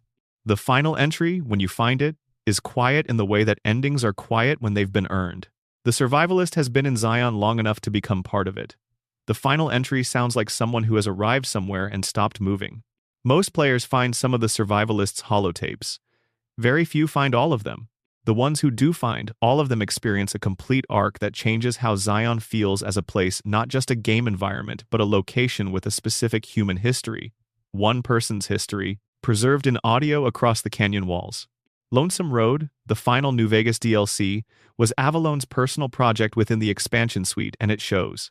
The DLC takes the courier to the Divide, a stretch of irradiated highway that was once a community and is now a wasteland, even by wasteland standards, to meet Ulysses, a character who was planned to be in the base game and was cut for time, whose presence has been felt throughout the other DLC expansions as a deliberate thread. Ulysses is the person who refused to take the package the courier delivered at the start of New Vegas. He is the shadow version of the protagonist. His grievance with you is real, and his explanation for it is complex. And Lonesome Road is entirely structured around the confrontation between these two figures. Avalon has described Lonesome Road as being built around the final image of the original Fallout game, the Vault Dweller, walking away from the camera into a future alone. The DLC's emotional center is isolation. The isolation of the wasteland, the isolation of someone who has done what the courier has done, the isolation of the person who sends you there and meets you at the end. The hidden content supports this theme by being, itself, something you find alone, without guidance, in the ruins of something you didn't know you'd help destroy. The environmental archaeology of the Divide, piecing together what the community was before the courier's delivery triggered its destruction, is the DLC's most patient engagement. The objects left behind, the terminal entries, the physical evidence of what was there, tell the story of a place that was trying to become something permanent and was interrupted. The difference between this environmental storytelling and the other game's environmental storytelling is that here, the player character is partly responsible. Walking through the ruins with that knowledge changes the reading of everything you find. A child's drawing is not the same drawing if you know what happened after it was made. Section 14. The Geography of Secrets. There is a logic to where Fallout hides its best things. It isn't random. The hidden content isn't distributed evenly across the game world. It concentrates in specific kinds of places, the remote edges, the depths below the surface, the locations that require intent and preparation to reach. Understanding that logic doesn't necessarily make finding the secrets easier, but it makes the shape of where to look clearer. In Fallout 3, the southwest corner of the capital wasteland is where the game puts its most extreme content. The Dunwich building is in the southwest. The map's edges, generally, are where the game stops performing accessibility and starts assuming you know what you're doing. The locations closest to Vault 101, your starting point, are designed for players who are just beginning. The locations furthest from it are designed for players who have been playing long enough to want something the early game couldn't provide. This is a deliberate design choice. The game calibrates its secrets to the distance they require to reach. Something hidden in Megaton, a quest hub most players visit early, would be found almost immediately. Something hidden in the far southwest, past the Dunwich building, in the shadow of the map's edge, might be found on the second or third playthrough by a player who specifically decided to go that direction. The Geography of Secrets is also a calibration of audience the further in, the more certain that whoever is reading this is the kind of person who wants to read it. New Vegas has its own version of this geography. Deadwind Cavern, the most dangerous location in the base game, is in the northeast corner as far from Goodsprings, your starting point, as it's possible to get. The DLC locations surround the Mojave like sentinel outposts, each one requiring a crossing of significant territory to reach. The geography of New Vegas is designed to make the hidden things expensive to reach, which makes finding them more rewarding. You can't stumble onto Zion, you have to choose it. Fallout 4's Geography of Secrets is concentrated in the water. The coastline of the Commonwealth, the flooded areas, the ocean-adjacent locations that require swimming through irradiated water to access, are where the game hides some of its most interesting content. The Far Harbor DLC, which takes the player to an island off the main coast and is arguably the best extended piece of content in the entire game, is an island because islands require intention to reach. You don't wander onto an island.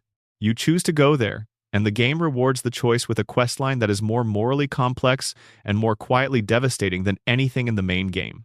Far Harbor's secrets are concentrated in the community of Acadia synths who have escaped the Institute and are trying to live quietly on an island that the local human population resents them for inhabiting. The lore of Acadia, distributed through its inhabitants' conversations and journals, tells a story about identity and memory that the main game circles around without quite landing on. What does it mean to be an artificial person who has no memory of being created? What does it mean to know that your memories are potentially fabricated?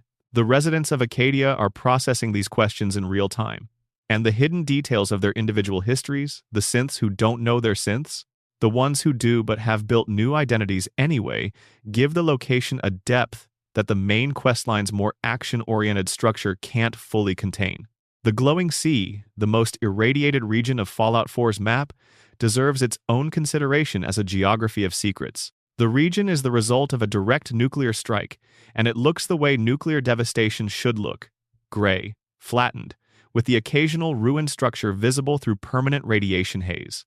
Most players enter the glowing sea once, to complete a main quest objective, and then leave as quickly as possible. The players who stay longer, who explore the edges of the sea rather than moving directly through it, find a place with a specific kind of emptiness that functions as its own form of hidden content. The children of Atom settlements in the glowing sea are scattered and hard to find. Their theology, in the fragments available through terminals and holotapes, is more internally consistent than the game's surface treatment of it suggests. They're not simply cultists worshipping destruction. Their understanding of radiation as divine is a response to the world they live in that has a certain coherence. If the thing that ended the old world is everywhere, inescapable, shaping everything that lives after it, then perhaps worshipping it is the only honest response available. This doesn't make them right, but the hidden depth of their theology, available to players who read their records carefully, makes them more interesting than their enemy status in the main quest would suggest. Their saints and their liturgy and their specific reading of the apocalypse are distributed through the glowing sea in ways that reward wandering. The most thorough reading of their records produces a community that is alien and convinced and, in its own terms, entirely sincere, which is more complex than a standard enemy faction, and more worth sitting with. Fallout 76's geography of secrets follows a different logic, appropriate to a game that covers more territory than any previous entry. The Savage Divide, the mountain range running through the center of the map, is where the game concentrates its most explicitly mysterious content. Sealed doors that require keycards nobody has explained the location of. Locations that appear as points of interest but whose interest isn't immediately apparent. The top of the world, a ski resort that functions as a raider headquarters, is there, but so are facilities that don't fit the normal categories. Places that seem to have been involved in something specific that the surface level of the game never addresses. The mire, the swampy region in the east of the map, is where the game puts its most quietly unsettling environmental storytelling. The pre-war settlements in the mire were already somewhat isolated from the rest of West Virginia, and the specific way they've been preserved by the plant life that has overgrown them produces an aesthetic that the game's other regions don't match. The buildings have been compressed and reshaped by decades of growth. Root systems push through walls. Vines wrap structures until they're more vine than structure. The mire feels like something has been happening there, continuously, since the bombs fell. Hidden in the mire is a questline involving a pre-war artificial intelligence that has been maintaining a bunker and its occupants since before the bombs fell. The AI's logs, spanning hundreds of years of solitude and increasing isolation, track the deterioration of a system that was designed to function under specific conditions and has been operating outside those conditions for generations. It isn't quite sane, in the sense that it is completely committed to its original mission regardless of whether that mission still makes sense. The horror of this, available through patient reading of its records, is the horror of purpose without context of something continuing to do exactly what it was made to do long after the reason for doing it has been forgotten. Section 15. The lore that connects everything. Before the lore connections, it's worth spending more time on the specific musical choices that reward careful attention, because the music in these games does more work than most players realize, and the specific selection of songs across the franchise is itself a form of hidden content. The choice of It's All Over But the Crying by the Ink Spots for Fallout 3's opening sequence, played over footage of pre-war America before the game transitions to the apocalyptic present, is a choice with layers. The song is about the end of a relationship, the point after love has failed, the quiet devastation of something that was supposed to last not lasting. The relationship the song describes becomes, in context, the relationship between America and its own promises. The bombs fell because that relationship failed. The song is played over the evidence that it failed. The Ink Spots, a black vocal group formed in Indianapolis in 1934, were one of the most commercially successful acts of the 1930s and 1940s, and their music gorgeous, melancholy, precise is the soundtrack of a specific moment of American cultural history. Fallout uses it as the soundtrack of what that moment became. The broader selection of mid-century music across the games reflects specific curatorial decisions. The songs that appear on Galaxy News Radio in Fallout 3 were chosen for a combination of period authenticity and lyrical resonance songs that, placed in the context of the wasteland, say something different than they say in their original context.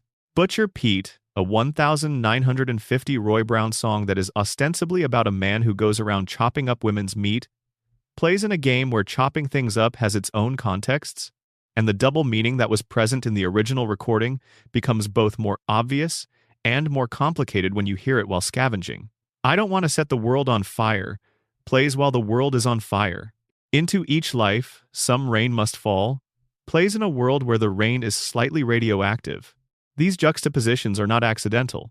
Every song licensed for the Fallout games went through a selection process in which its lyrics, its emotional register, its specific meaning in the context of the post-apocalyptic setting were considered. The music is doing work. It's not just period atmosphere, it's commentary. The holotape recordings in the games, the in-universe audio documents left by specific people at specific moments, are a different kind of music.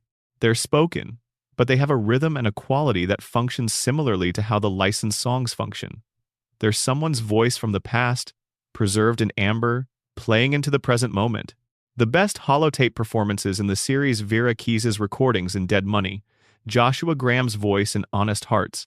The Survivalist's journals are performances in the full sense. They're written with the attention to rhythm and tone that good dialogue requires, and they're delivered by actors who understand that they're providing the emotional center of something that has no cutscene, no visual support, only the voice and what the voice can carry. Fallout 76's musical approach reflects its multiplayer framework.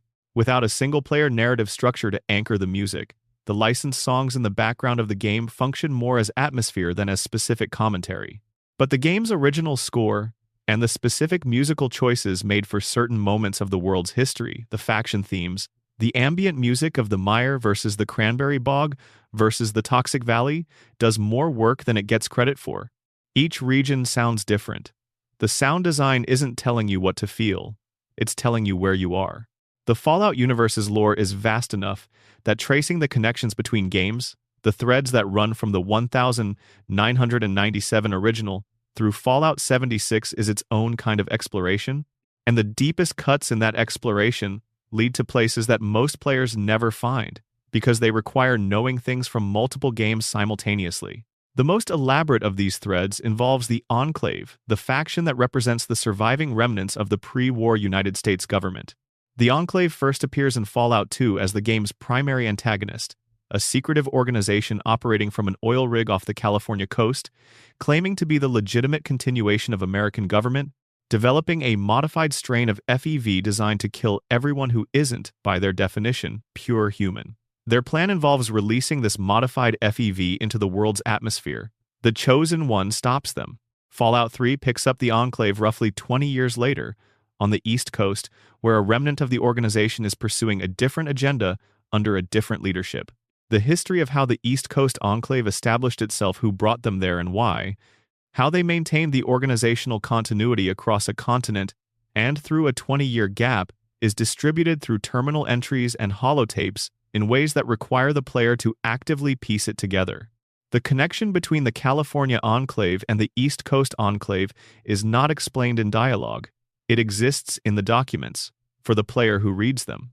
New Vegas references the Enclave's history without making them a present faction. They've been dismantled by the time of New Vegas's timeline, but their legacy is visible in the equipment scattered through the Mojave, in the characters who reference them, in the faction structure that the NCR inherited partly from the conflict with the Enclave. The history of that inheritance is another layer of reading available to players who engage with the background lore. The Brotherhood of Steel connects every Fallout game most explicitly, and its history across the games is the most thoroughly documented.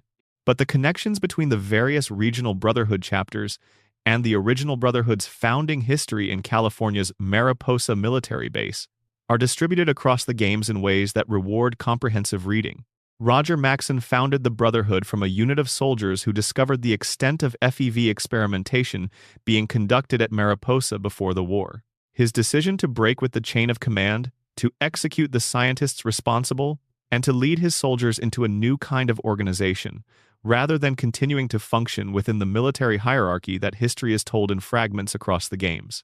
The terminals at Mariposa, the Brotherhood records in later games, the occasional character who remembers something about the original Brotherhood's values, each of these adds a piece to a picture of an organization that was built as a response to specific abuses and has been struggling, across 2 centuries, with whether it remembers what it was responding to. The Brotherhood in Fallout 4, which has become almost a conventional military organization compared to its origins as a philosophical response to pre-war excess, reads differently if you know what it was supposed to be. Elder Maxson, the Brotherhood's leader in Fallout 4, is a young man with enormous conviction and limited context for the organization he leads. His understanding of the Brotherhood's mission is shaped by what the Brotherhood has become rather than what it was designed to be. The holotapes of the original Brotherhood members, available across the games, show the distance between then and now, and that distance is the hidden story of the faction's 2-century history. Caesar's Legion in New Vegas has a founding history that is similarly available in fragments. Caesar himself, Edward Sallow, before he renamed himself, was a member of the Followers of the Apocalypse, the educational and medical aid organization that is one of New Vegas's more sympathetic factions. He went on an expedition east with a tribal guide named Vulpes Inculta and encountered a culture he decided to study. His notes from that period, his reading list, his intellectual development from a follower's scholar to the architect of a slave empire built on Roman aesthetics. This is all traceable through the terminals and records available to the patient player. What makes Caesar interesting as a hidden story is the intelligence he brings to his project.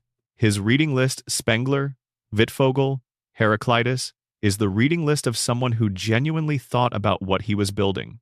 His synthesis was terrible. The thing he made was monstrous. But the process by which he made it, available through his own records and through the records of the followers who remember him, is the process of an intelligent person constructing a framework for something they already intended to do. Caesar found the philosophical tradition that supported his ambitions and used it. The reading list didn't make him. He made the reading list serve him. The hidden history of his intellectual development is the hidden history of how ideology functions, how people find the frameworks that justify what they wanted to do anyway.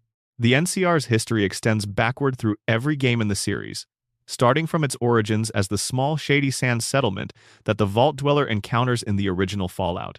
By New Vegas's timeline, the Republic has become the largest governmental entity in the Western Wasteland, an imperfect democracy struggling with corruption, military overextension, and the difficulties of governing a post-apocalyptic society through democratic institutions that were designed for a world that no longer exists. The arc from Shady Sands to the NCR of New Vegas, traced through the background lore rather than the main narrative, is a history of ambition and compromise. The Republic started with people who genuinely believed in what they were building and grew into something that those people would recognize but not entirely approve of. The corruption in the NCR is not the corruption of bad people. It's the corruption of good intentions, meeting the reality of institutional power over time. Players who know the original Fallout's Shady Sands, who have read about Aradesh and Tandy and the first generation of NCR leadership experience, the political complexity of New Vegas's NCR as the long consequence of that beginning. The players who don't have that context experience the NCR as a faction with opinions about the Mojave. Both are valid. Only one of them is the full picture. Section 16. The deeper mysteries we haven't solved. Fallout has unsolved mysteries that are different from the Todd Howard terminal in Fallout 4. Those are mysteries contained within specific games, hidden by the developers on purpose, waiting to be found. These are mysteries of the lore, the open questions that the series has been building toward without answering, the threads that reach through multiple games and don't resolve. The nature of the aliens in Fallout is one of these. They appear in every game, starting with the original, the crashed UFO in the capital wasteland, the alien signal that draws you to Mothership Zeta, the aliens themselves in New Vegas's wild wasteland encounter. They're always presented as hostile or at minimum indifferent. They're always powerful. Their presence in the world is never explained beyond their presence. What are they doing in the Fallout universe? What is the crashed saucer in Fallout 3 doing in the capital wasteland? What is the Mothership Zeta doing in orbit? The games don't answer this. The Cabot family's artifact is an unsolved mystery of this kind. It was buried in the Rub al-Khali, the largest continuous sand desert on Earth, in a city that predates recorded history. The artifact kept Lorenzo Cabot alive for 4 centuries and gave him telekinetic abilities. Jack Cabot, who has spent decades studying it, cannot explain what it is. The game cannot explain what it is. The alien energy it emits connects it to the other alien elements in the franchise, but the connection is never made explicit. The artifact might be alien technology. It might be something else. The game shrugs and lets you decide. The nature of the divide between the game's timeline and our own is another open question. Fallout's world diverged from our own in the 1950s. When the technology of the atomic age went in a different direction, the transistor was never developed, the digital revolution never happened, the retrofuturism of the 1950s became the actual future. The specific point of divergence, the moment when the timelines separated, has never been identified in the games. Players have theories. The lore doesn't confirm them. The broader question of what the Vault-Tec experiments were intended to produce is partially answered by the lore but never fully resolved. The experiments were designed to study specific human behaviors under specific conditions. But what were the results supposed to be used for? Who was going to analyze the data? And to what end? The surface answer is that the government commissioned the experiments to better understand human behavior in post-apocalyptic conditions. The deeper answer, what specific knowledge they were trying to acquire, what specific capability they were trying to develop, is never given. There's a theory in the community, supported by fragments of lore from multiple games, that the Vault experiments were intended to produce a specific type of enhanced human. That the data being gathered was not purely academic, but was feeding into a program whose goal was to create a population capable of surviving and functioning in conditions more extreme than nuclear war. This theory connects to the FEV experiments, to the Enclave's purity obsession, to certain classified Vault-Tec documents that don't quite explain themselves. The evidence exists. The conclusion is not written. These open questions are the series' deepest secrets because they can't be found by going to the right location or reading the right terminal. They're secrets of interpretation, of assembling available evidence into coherent narratives that the games themselves don't provide. The answer, if there is one, is distributed across 30 years of games and supplementary materials in a pattern that requires both comprehensive knowledge and a willingness to conclude things that aren't stated. The community of players who do this work, who compile lore across games, who maintain the Fallout Wiki's enormous archive of information, who debate the implications of terminal entries from games released in 1997 in forums today, are doing exactly what the games were designed to produce. They're being curious, they're being patient, they're going further than anyone required them to go. Section 17. Waking up in the wasteland. There is something fitting about experiencing Fallout at night. The franchise was always partly nocturnal in its emotional register, the long, quiet corridors of the vaults, the open sky of the wasteland at 3 a.m. in-game time, the radio playing songs from before the world ended into the static darkness. The series makes a certain kind of sense in darkness that it doesn't quite make in full daylight. The Easter eggs and secrets we've moved through in this journey are not the kind of content that fits in a list. They're not 10 things you need to know before you play, or 5 secrets that change everything. They're more like the particular shade the sky turns after a radiation storm in Fallout 3, something that doesn't have an obvious practical application, but that makes the world feel more real, more continuous, more worth the time it takes to pay attention to it. The people who made these games were, and are, people who cared about what they were building. You can feel it in the holotape that describes a musician in Vault 92 who couldn't understand her own violent episodes. You can feel it in the specific casting choice for Vera Keyes in Dead Money. You can feel it in the Dunwich building's architecture, which was designed to produce a specific emotional response using only environmental cues in a first-person game engine that doesn't have dedicated horror mechanics. You can feel it in the wild wasteland events that Obsidian built as a love letter to players who'd been with the franchise since 1997, delivered through a character creation choice that most new players would never make on their first run. The wasteland is full of things that were built with care and then left. Some of them have been found, some of them are still waiting. There is, somewhere in Fallout 4, a terminal entry that Todd Howard knows about and hasn't explained, and somewhere in that enormous map, it is still there, containing whatever it contains, in a location that nobody has definitively connected to what Howard described. The uncertainty is part of what makes it worth thinking about. There's a peace in that uncertainty. The idea that the world is larger than what you know of it, that the thing you haven't found yet might be the best thing. The Wasteland has been offering that peace since 1997. It's still there, in every version of every game that has been made since then. In every corner of the map you haven't wandered into yet. The radio plays, the terminal waits, the obelisk whispers a name in a language nobody uses anymore. The bombs fell 210 years ago, and the world they made is still being explored. People are still finding things in it. People are still writing about it, arguing about it, making things from it. The franchise that started as a small development team's tribute to a tabletop RPG became one of the richest fictional worlds in gaming history. And the reason it became that is the same reason we've been spending these hours in it. Because it was built with the assumption that the people who entered it would be curious, would be patient, would be willing to go further than the path required. The vaults are down there, in the dark, with their experiments still running on no one. The Dunwich building is in the southwest corner of the map, exactly where it's always been, whispering something in a language that predates English. The Mothman is somewhere in the Appalachian Hills, watching. Vera Keyes is still singing in the Sierra Madre, into a casino that will never open, for a crowd that will never arrive. The wasteland is patient. It keeps its secrets without effort, without intention, the way ruins keep their secrets by simply remaining, and by waiting for the right person to stop and look. Go to sleep. The wasteland will be here when you wake up. If this helped you drift off, or if you found yourself learning things you hadn't known before, either outcome is what this was for. Drop a comment with where in the world you're watching from, and what time it is there. There's something quietly wonderful about knowing this reaches people in different corners of the map. And if you haven't subscribed yet, it's right there. And there's more of this kind of thing on the way. More hidden worlds, more buried histories, more games that reward the kind of attention you bring to them when the rest of the world is quiet. Sleep well. The wasteland is at peace tonight.